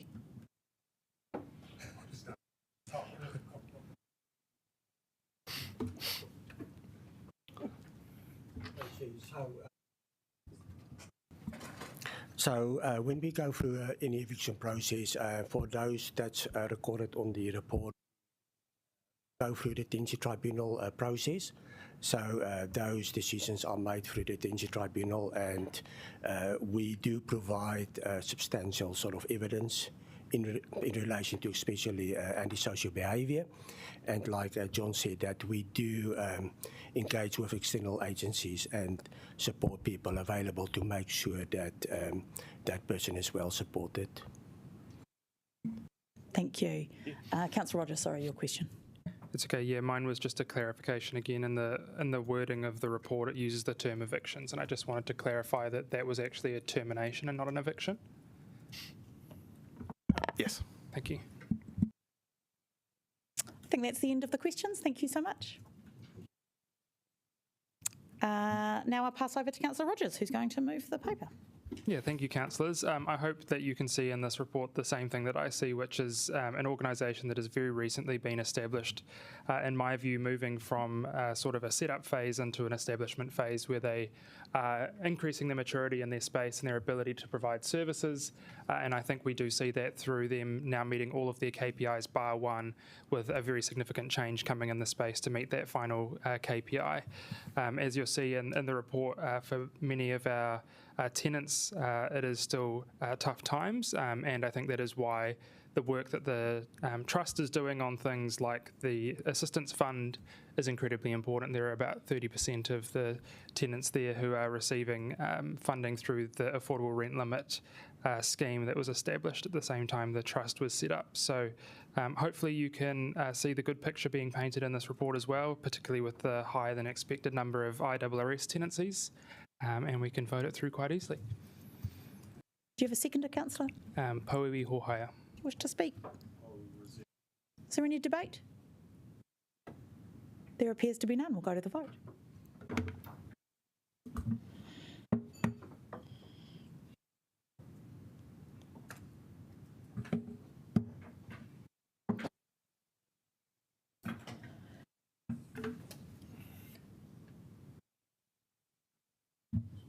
That is carried. Thank you. Thanks, team. We will now move on to the Q3 report. No, my Joss, Lloyd, look like you're coming up. Baz, Rainer, kia ora.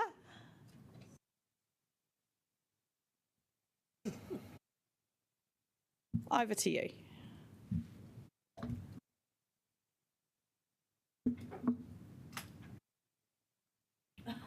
Size, different height than me, excuse me. I like the chair tall. Okay. Kia ora koutou. I'm pleased to present the Q3 report. I will talk about the non-financial side of it, and I'll hand over to Rainer for the financial. I'll take the report as read. From the non-financial, I'll just do the headlines. I don't think you need to go into huge amounts of detail, but I'm happy to answer questions if you do have them. For this quarter, we had 75% of our KPIs met, and that is in contrast to 73 for Q2, so we've had an improvement, which is great. We had a change in the way our KPIs were measured in terms of met and not met. We had feedback from our 23-24 annual report from Audit New Zealand, and we've changed the thresholds for our KPIs from quarter three, and that is reflected in our 75% met. So we have done also a forecast for the end of year, and we're looking at about 68% of our KPIs being met at end of year, and that takes into account that we have a number of annual KPIs that we obviously just report once yearly, and that contrasts with 61% last financial year. Not quite the same comparability because we have had the threshold changes, but there we go. That's me. Any questions in that? Any questions in that space? Shall we might just take all the questions at the end. So, yeah, over to you, Rainer. Kia ora koutou. I'll try and keep this brief as well. So Q3 year to date, we're tracking with a $40 million surplus, which is $7 million higher than budget. The main drivers for this is, we're under for revenue by about 23 million. This is due to the sludge minimisation funding and Waka Kotahi NZTA funding being under, as well as expenditure being about $30 million under. Some of those drivers due to transport, Wellington Water and urban development. CapEx Q3 year to date, spend is $349 million compared to the budget of $517 million, which equates to around 68%. I will note, however, that through the LTP Finance and Performance Committee on the 22nd of May, we brought a decision to you around rephasing the capital program and carrying forward some forecast underspent budget of around $164 million. So that has been updated and will be reflected in the annual plan / long-term plan capital program. I'm happy to take any questions. Do you have any questions, councillors? Councillor Pannett. Just with the City to Sea Bridge, just double checking, because I don't want to vote for anything that will make it easier. So it is just about judicial review costs and things we've already committed to. So a portion of that relates to the legal costs, and the other portion is in relation to the planning and design of the loading dock. Okay, thank you. Nothing there that makes it easier. Councillor Calvert. Yeah, I've got a number of questions here, but I've got some questions about Takina, about a lot of the financials, which I appreciate you may want, you'll probably want to give it separately. It's not dependent on the debate today. But in particular, first point is, I'd like to understand whether the current financial situation and where it's tracking indicates whether the level of operational support that's required from this council is going to increase, decrease, or remain as forecasted. I think in Anna's absence, we might just have to come back to you okay. in writing with that, Councillor. Fine. Apologies, I don't have that to hand. Yeah, that's okay. My next question is just about the quarterly report. When I looked through it, I looked it through the eye of aspects that had been in the media or been raised publicly about concerns, and one is about roading quality, one is a maintenance, one was about the cycle program, and I think there was one other thing, I can't remember now. But when I looked at what was written in the reports, there was nothing.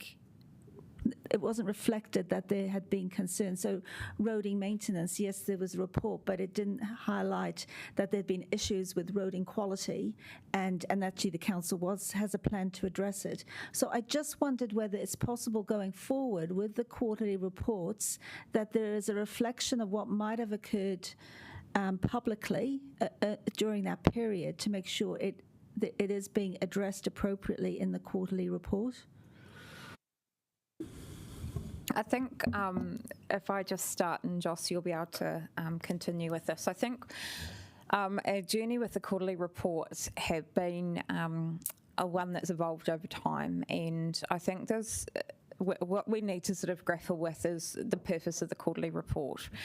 And one is around providing you with a governance update or an update on performance of the organisation. I think that that's really valid. There's probably another purpose that we need to tease out a wee bit more around how we look at issues that have arisen during the period and how we communicate how we've, addressed those issues. That may or may not be appropriate to do in a quarterly report, but I think we do need to communicate those with you, but we also need to make sure we're doing it in a way that's not going to condense all of the information into one core document.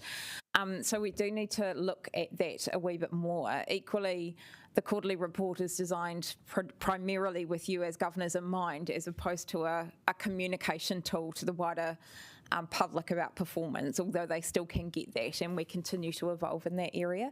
So I don't think I've necessarily answered your question per se, because within the metrics, we're still meeting the metrics and we're reporting against those in accordance with the long-term plan. But issues that are arising, I think we do need to think about how we better articulate those to you as governors. I'm not sure the place to do that, and happy to work with you on that. No, that's fine. I'm happy with that response in terms of we will be looking at where we can improve. All I'm trying to reflect is when we talk about a service, that we provide the balance if that service has not is either overmet or not met service standards, so that there is a balanced view of if we are reporting on it. Thank you. And then I can go to Councillor Brown. He's got a question, and I'll come back to you. Okay, that's fine. Councillor Brown. Oh, sorry, just a very quick one. I see that the sludge minimisation funding is treated as revenue, and I presume the sludge minimisation's capex is included as cost. Is it the only area where borrowing and capex are included as revenue and costs? Good question. No. We get other external capital revenue to fund our capital program from likes of Waka Kotahi and any other external agency that provides funding for projects. This is all calculated and included in revenue. However, when we look at some of our key metrics, e.g. debt to revenue ratio, those are excluded from that. So, I mean, I can see how it balances out perfectly with the sludge minimisation facility, but with the Waka Kotahi funding, then do we expense just the, do we just show that part as an expense, or do we include our part of the spending as well? In the revenue? In the expenditure. So in the expenditure, we include the gross, and that's offset, and then the revenue shown separately. Okay. Yeah. Yeah. Councillor Covert, do you have more questions? Yes, please. I've got questions about the Kōrau outfall project, which is mainly talked about in the Wellington Water reports. And I had written for an update from Wellington Water, which I haven't received. And I just wondered, can anybody tell me the status of that project and why it's been delayed? Yep, Margot's here. Oh, and Wayne. Sorry, Wayne. Hello. Kia ora koutou, ko Wayne Maxwell, tōku ingoa. I'm the Chief Corporate Services Officer at the moment at Wellington Water. So hopefully I can answer some of your questions, but given my corporate services, please don't go too deep into infrastructure. My background, just because I'm here, I was at Wellington City Council 2001 to 2008, so it's kind of weird being back in this room greeting you all. Councillor. I know, we worked together. Yes, we did. Yes, we did. I was leaving that for you to point out. Fond memories. Look, the brief answer is that that project has actually had practical completion, so the project's complete. That included mitigating the regulatory and environmental risks around that work. But there are still ancillary works that are ongoing due to the disagreements with the property owner. That stuff is still being worked on. Areas of work include, if you really want to know, horse feed compensation, property owner negotiations on reinstatement closeouts, and residual legal dispute and environmental monitoring of the stream. So that work is complete.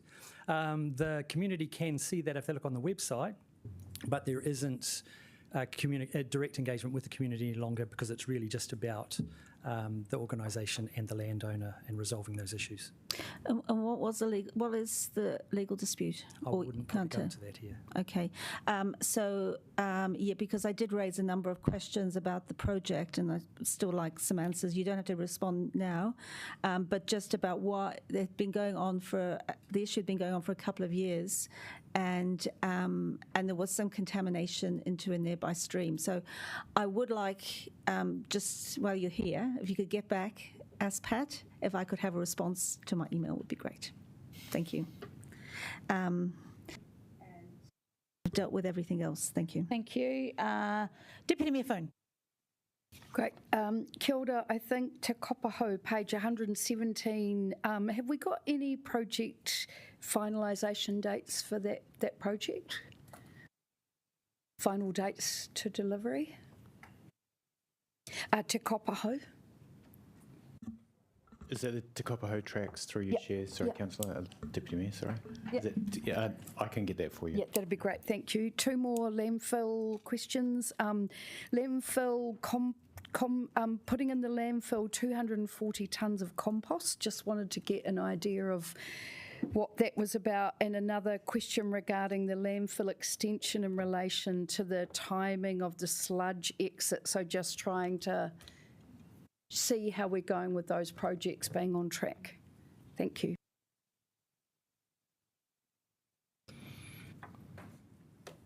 Kia ora, ko Jenny Elliott, tōku ingoa.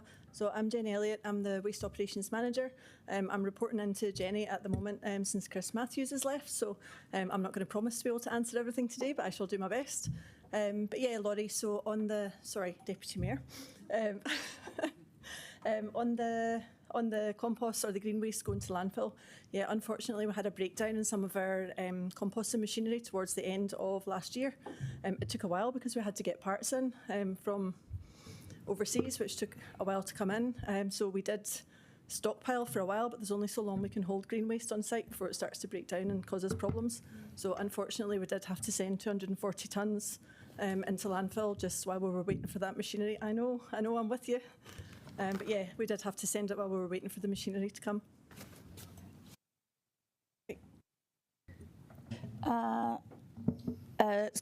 Councillor Free. Thank you. And just following on, I guess, from our discussion of strategic risks today, I'm just noticing that almost 2/3 of our major projects are on an amber or red. And the words say that staff are taking steps to manage these. But I guess this is a question for our Chief Executive. Are you comfortable with this? And is there more we should be doing? Or maybe it's a question for you, Andrea. Is there more we should actually be doing? Like, do we need to stop some of these projects, mothball them for a while? I don't know. I'll answer this in the first instance, and Matt may include some more if he wants to. I think you need to look at each one of the individual projects on their merit. Some may be red because there was no funding certainty until, of course, you passed the decision on the 22nd of May to carry forward budgets, for example. Now that that's happened, the risk rating may well have changed. There are other circumstances where we may have made certain assumptions, or for different reasons we are not on track and we haven't progressed things. Organics springs to mind. That it hasn't taken place in the original timeframes that we anticipated. We are dealing with a significant work program, and that's the comment that I've made previously at audit and risk committees, that when you're dealing with a work program of this size and scale, trying to coordinate it all at one time does come with risks, and that comes with risks where we're balancing competing priorities. The delay to HUP 2 is a really good one. I can just see Eston and Peter in the back of the room, so I've picked on them slightly, not because that they weren't not doing their job, they've just got so many other projects on their plate at the moment. So this is an accurate depiction of where we think things are at, and being really clear about this. I think we are working quite well towards some of the achievements of these projects, and you had a briefing on Tanako yesterday on where things are at, and I think we've also looked at carrying forward projects because we did have some uncertainty with the LTP amendment. So we are seeing some of these things come into fruition now. I'm more confident now. Matt is setting clearer deliverables for us as ELT, and that always comes with a level of pressure to make sure you get things done right and within budget, and we're putting all of those things in place to achieve what we can. Would it be your expectation that it won't be looking like 2/3 amber or red next time? Well, it depends on what happens. I don't have Councillor Chung's crystal ball. But look, I can't promise anything like that. But certainly in finances, we've got some certainty. That's the area that I can comment on because we've got those carry forwards put through. Other projects will have different things. I also think, yes, having things as amber is important for you, but we also want to make sure that we're giving you the absolute truth in our quarterly documents. It doesn't necessarily mean that things are veering off track significantly, but it does mean that we are monitoring things, and certainly from my experience within the projects I'm on governance groups for, that monitoring comes with a level of actually risk and attention at the governance level as well. So, I can provide that assurance quite categorically. Thank you. Councillor Calvert? Yes, it's just a follow-on question from Deputy Mayor Foon, and that was about the composting and understanding that parts to the machinery had to be requested from overseas. But I'm just wondering how much resilience have we built in to our equipment so that we don't have to wait months for critical pieces of infrastructure to be repaired?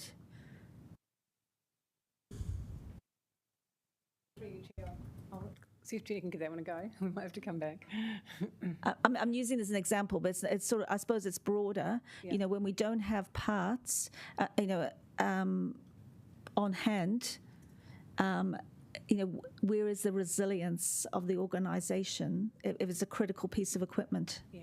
So just a broader comment first. I think that does come back to asset management more broadly, and how we look at our asset management, our asset planning and our maintenance and operations, and it's something we're going to start looking at a little more carefully over the next few months under Matt's guidance. So it's definitely noted that you've raised that. We do need to have a look at that across the board.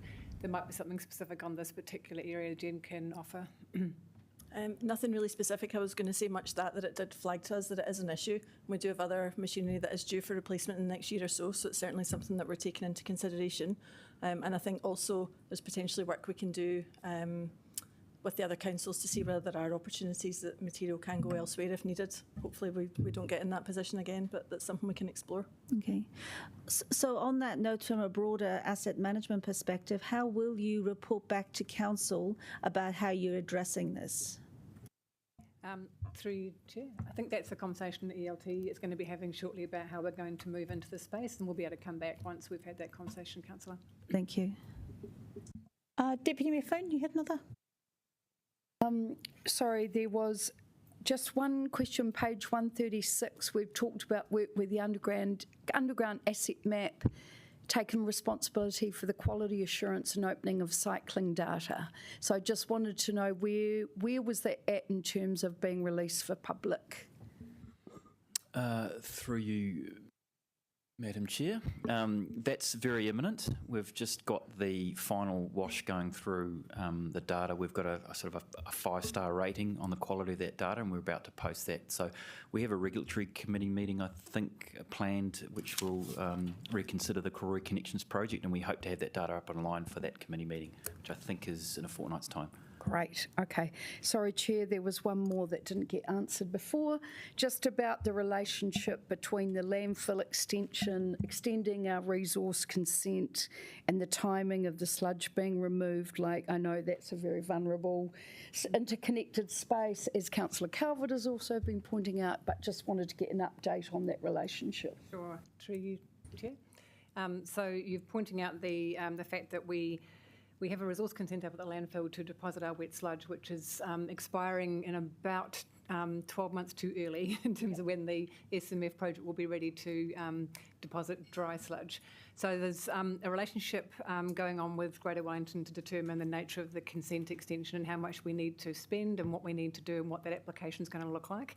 And that relationship through Jen is working really well, just trying to work out what the consenting requirements are, what information and how much that's going to cost us. It does affect SLEPO as well, because there's a condition on SLEPO that says no filling can go into the new SLEPO space until the existing sludge dewatering plant is closed. Now, it can't close while it's still taking wet sludge. So we've got that interdependency there, but we are managing carefully, and under Jen's guidance, we are working through that with Greater Wellington. Okay. I think that's brought us to the end of the questions. Thank you, team. Much appreciated. I'm now going to pass over to Councillor Panovich, who is going to move the paper. Thank you, Councillor Matthews.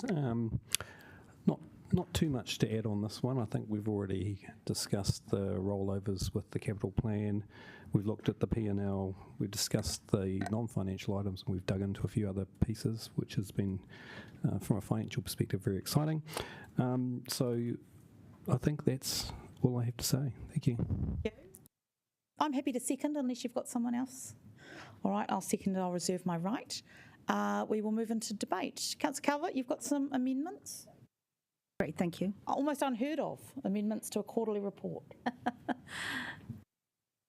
Yes, well, I did take a good look at this, and I even used, as you know, I used artificial intelligence to help make sure that what I was raising was objective, because we don't have any resources on hand to do that ourselves. So look, I've kept my amendments actually quite brief, given what my comments I've raised in terms of this quarterly report. And really, there's two elements to this. There's around the organics processing, which are the first 4 to 6. Now, number 7 should be in respect of the, it should be in respect of the Golden Mile. direct officers. So that should be added in there because that's what that's referencing to. Now, with the organics processing, and I appreciate that officers have now indicated that they are bringing back information to us.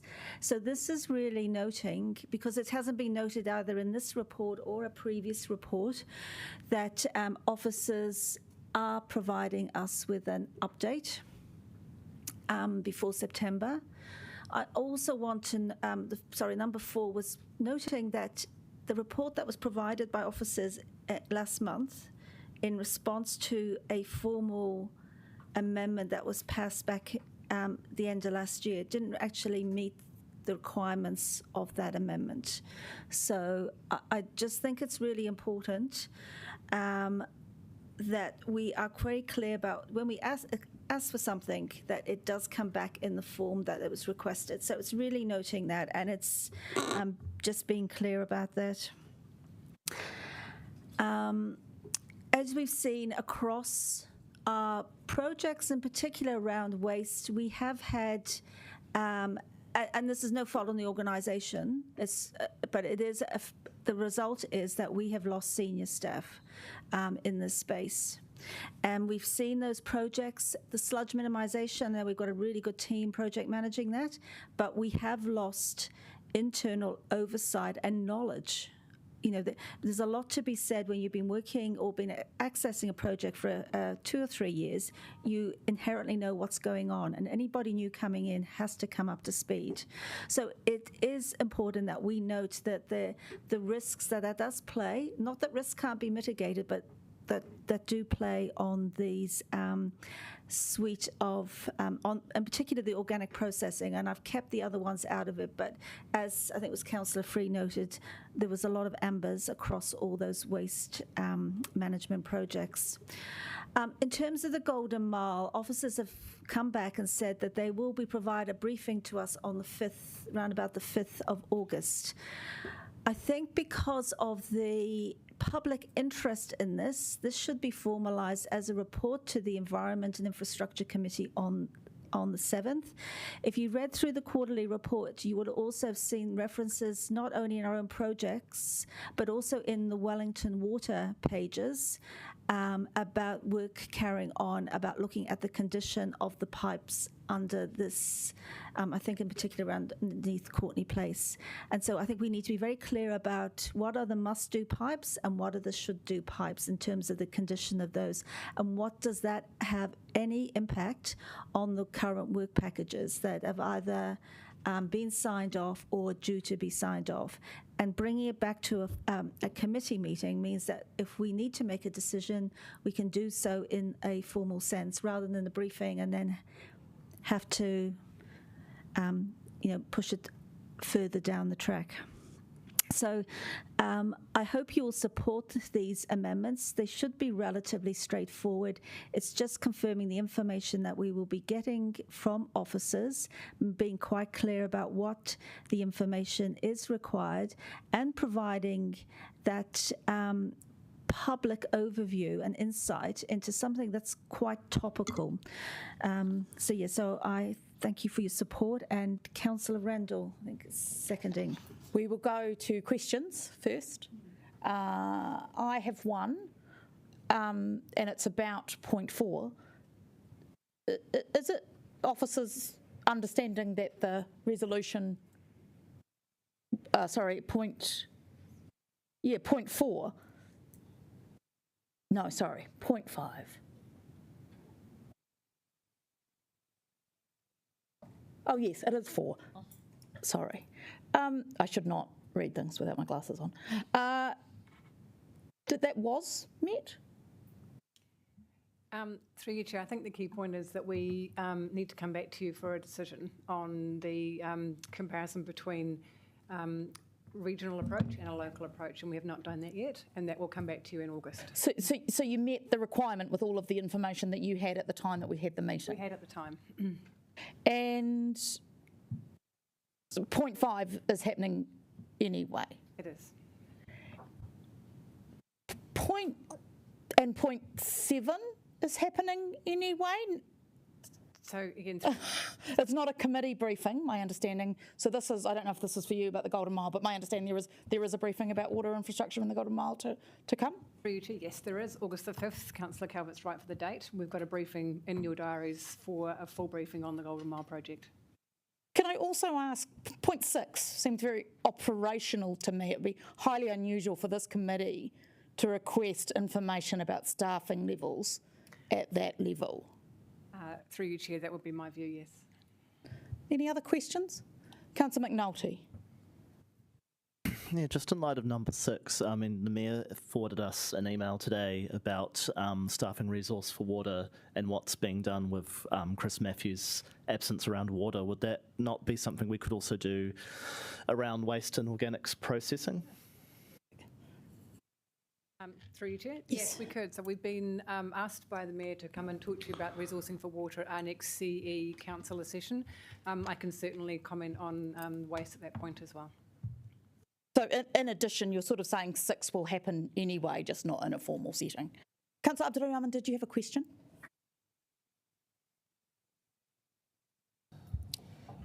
So I think from what I see, this is the new norm, especially after we had that Dixon Street briefing last time. And Councillor Calvert is asking something along that line. Is there any problem in the future in going forward, just forwarding you those questions in which you can respond to those councillors instead of going through amendment? Which I'm taking this, there is no problem. You don't have any issue with those kind of... Councillor, we've always had the facility to ask questions of our team and receive answers. Madam Chair, I might be wrong, but I'm 100% sure the process we currently having, especially in the last 2 months, this is quite kind of new, and I have just gone through some of them. And Councillor, no, that is not correct. We have always had the facility to ask our officers questions and receive answers. I'm not talking about the question, Madam Chair. Anyway, to go back to my question, my original question, is there any problem? Do you have any issues with those amendments, or if we don't move this amendment, you're gonna bring the report anyway? Is that what you say? The report on the Golden Mile is the briefing is set up for August the 5th. We'll be bringing that to you anyway. So again, do you have any issue with those amendments? I think you might want to reframe that question. You're bringing our staff into the political debate in the way that you are asking that. Can you frame it differently if you understood what I'm saying? If that is political, just make it less political and then ask that question. I'm just trying to make it non-political, but I don't know how. I thought you see politics in the question. I want you to take the politics out of it and ask that question. Maybe frame it. Well, I think you're asking for officer advice about the amendments, and you can ask for advice, but. So, I mean, I've just done that through a series of questions, but if you seek further advice. So basically what I'm saying, if we don't vote on those amendments, are you saying you're not going to bring those report? No, everything you've asked for there, we will cover in the briefing in August. So that means it will not be a report, and instead of going to be a briefing, we'll not be voting on it. A briefing is a briefing, yeah, in the normal way we do a briefing. So, okay, yeah, got it now. Councillor O'Neill.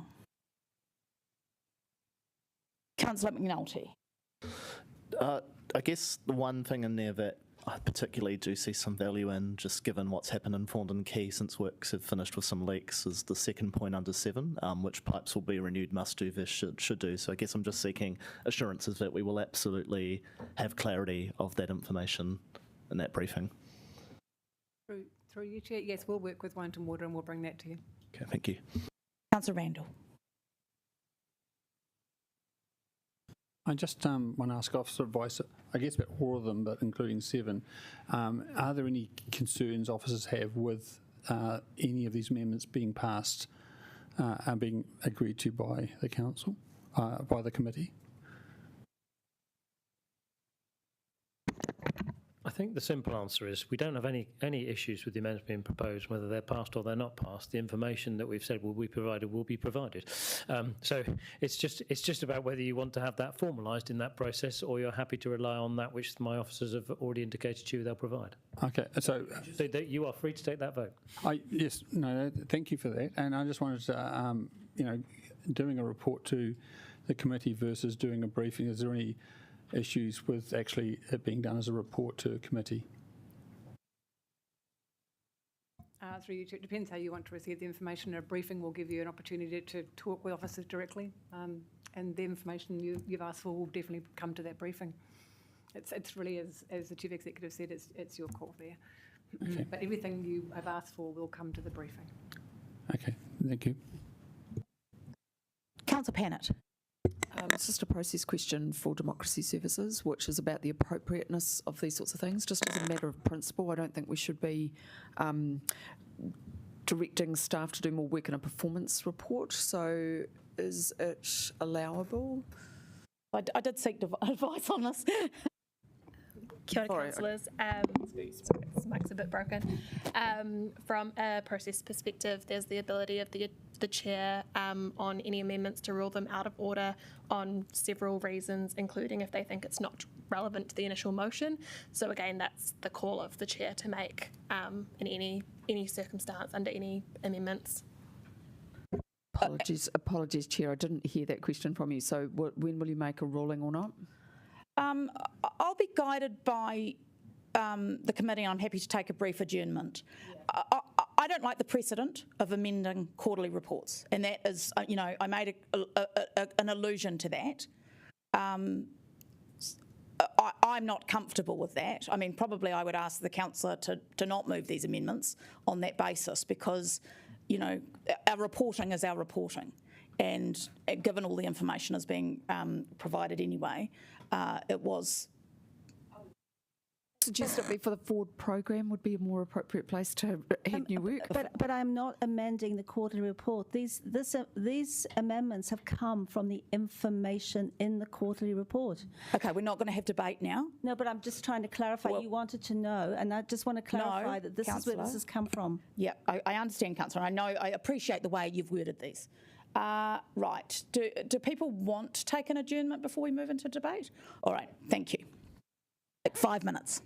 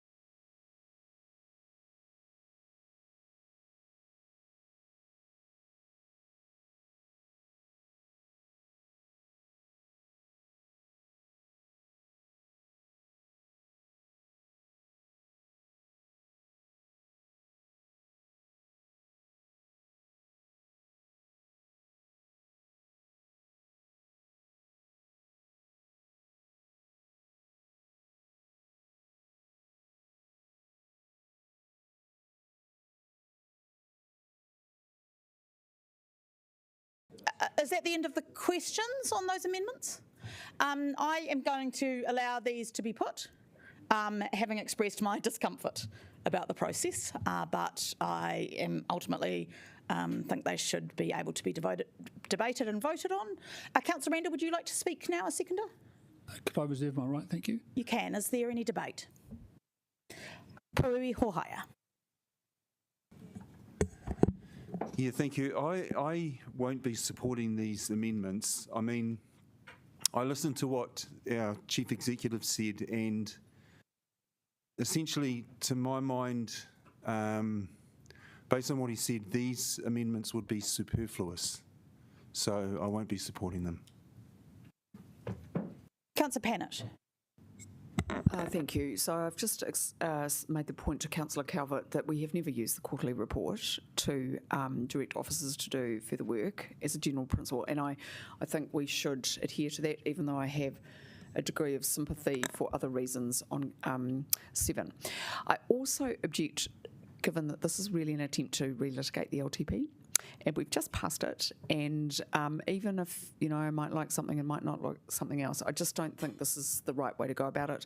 Also, we've heard from the officers that they're going to give us the information anyway. And Councillor Free, even though she's not here, has taught me, because I used to do some amendments like this, and I try not to do that anymore because it's not taking the agenda further. You're completely perfect in every way now, Councillor Pannett. Councillor Abdurrahman. My intention was to support at the beginning, but now I'm satisfied with officers' advice. I still support the intention and the question and the noting question in this. I expect a good briefing, and when it comes back, and that responded to all the concerns Councillor Calvert is raising. And if we want to do an amendment later on, let it be. But at this stage, I'm satisfied with this. I support everything here, but not as an amendment. I expect to come as a report at this stage. Councillor Winera. Well, I apologise for the mumbling. Half of my face is numb. Look, the thing I want to say about these amendments, and my chief reason for not supporting them, was the frankly shocking to me admission that generative AI was used in preparing them. I recently wrote a letter on behalf of some constituents to the leadership of Mass University, in which it was alleged that some students were having their work marked by AI, and the governance response that I got from that institution was very appropriate and took the matter very seriously and expressed rightly that no AI should be used when creating policy from the governance level of an organisation. The risks of confirmation bias, inaccurate information, hallucinations, as it is called, and the inappropriate interpretation of what is, frankly, highly technical data on a number of the matters that are raised in the amendments is simply only able to be interpreted from a governance angle by a human being. And I think it is really concerning to hear an elected member admit that generative AI was used to assist policymaking, and I would encourage all of us to avoid this practice insofar as is practicable. Cheers. Councillor McNulty. I did just ask ChatGPT to write me a speech for this, but I'm not going to read it out. Just thank you, Chair, for allowing the debate. Councillor Randall. I know you make light, some members have made light of things like using AI, and this is a new tool, and if it's used as a tool, I've found it to be very useful to provide insights when you look through a large amount of information, and the quarterly report is a large amount of information. I appreciate the effort, the detailed effort that Councillor Calvert has done to go and pick through and find a couple of flaws in what was reported and try to give some feedback. Do you mind?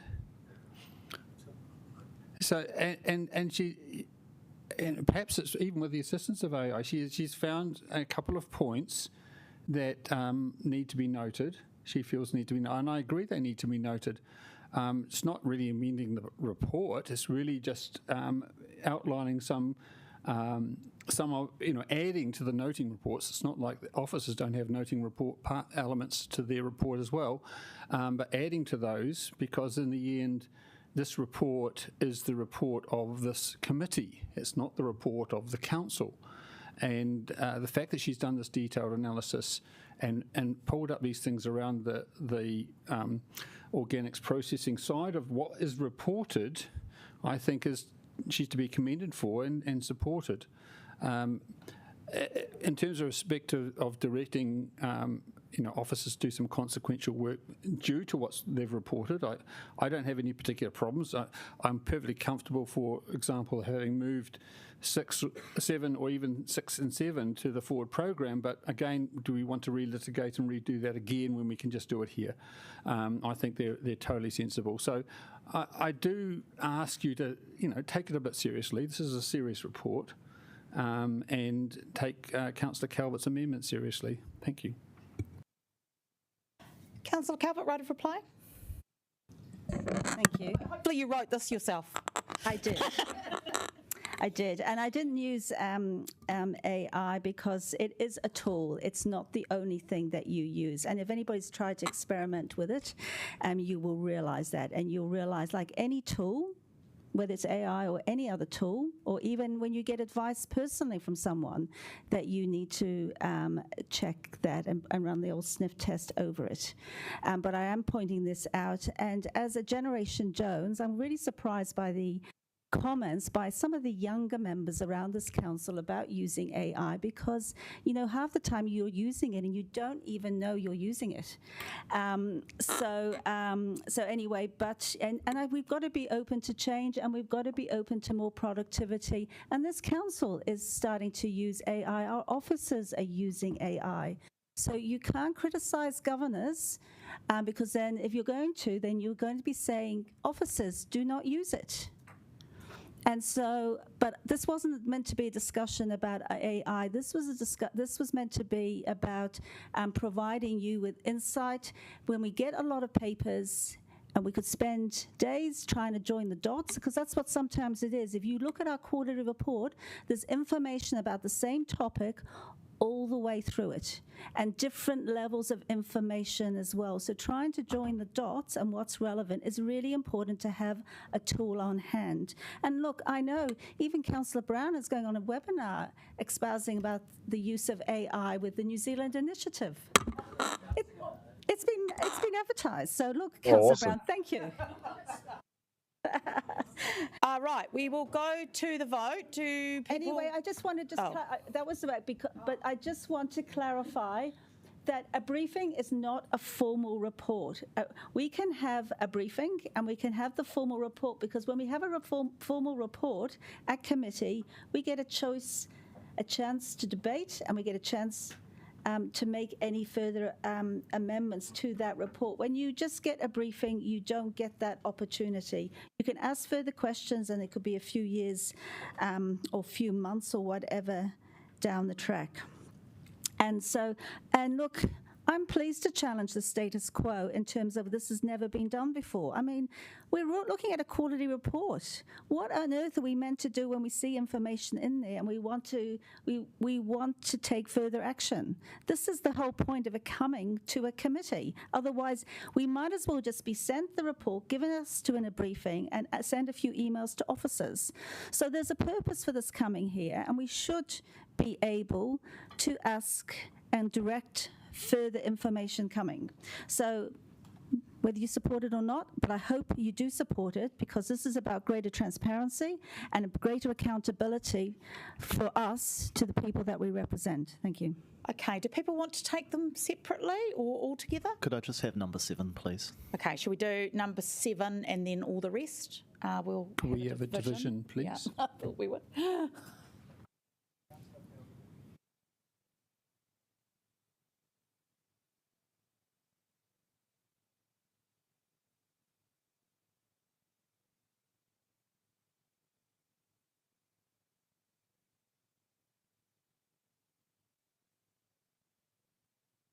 Could councillors vote rather than chat, please?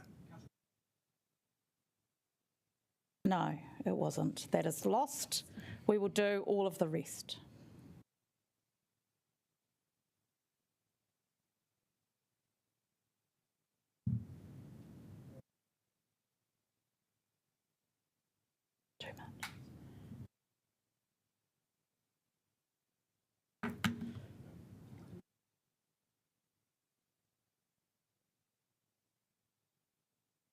That is lost. Apologies. I'd like to correct my record to red. Councillor O'Neill voted against. Again. It's still lost, it's just more lost. All right, now we will go through to the decision register updates. Oh, that was the amendment. Oh, I'm so sorry. It's the afternoon problem. All right, is there any further debate on the report? There appears to be none. Councillor Panovich, do you wish to have a right of reply? Oh, definitely not. All right, we will go to the vote. Thank you, Letitia. There was a rare misstep for me in that kind of thing. I do say so myself. I'm nearly as perfect as Councillor Panovich. It's good to have goals. Okay, thank you. That is carried. Right, now we will move on to the decision register updates and upcoming reports. Oh my, Andrea Reeves. I will take the paper as read. There was one thing that I'd like to draw your attention to. The June meeting is quite a busy meeting, and for that reason we are looking to defer decisions on the Disaster Resilience Fund until August, just reflecting the busyness of the day. We will still continue with briefings, and we would just have that debate in August. So that was just to ease the workload of the committee. So. Questions? Councillor Pennant, is it a question? Yeah, I get your point, Andrea, but generally we try to avoid big decisions in August and September. So just remind me exactly what we'll be agreeing to. Excuse me. So the decision to establish the fund has already been made. So this is about the structure of the fund and putting policies around it. So we haven't categorised those as significant decisions for the purpose of the pre-election period. We're also going to do a water services delivery plan in August, which is, so the big decision thing's out the window. Any other questions? There appear to be none. I will move. Councillor O'Neill will second. Is there any debate? There appears to be none. We'll go to the vote.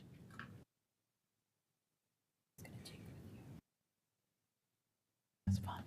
That's fine.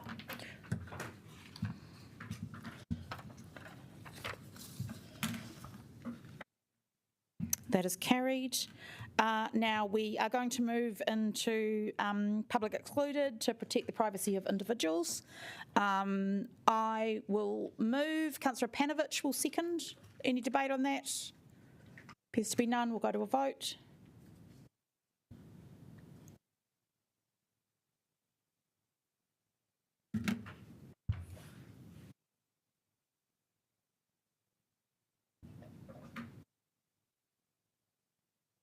Councillor Young? Oh, yep. Yeah. Oh, stepped away. Okay, that is carried. I will just take a minute to turn off the live stream.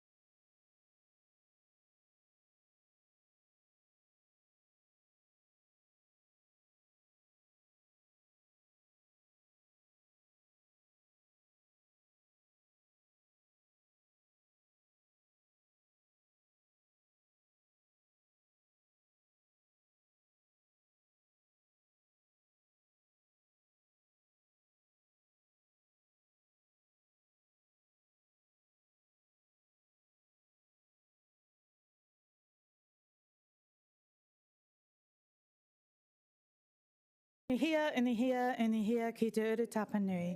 Kia wātia, kia mama, te nākau, te tinana, te wairua, e te ara takatū, koe ara e rongo, whakairia aki ki runga. Kia wātia, aira kua wātia.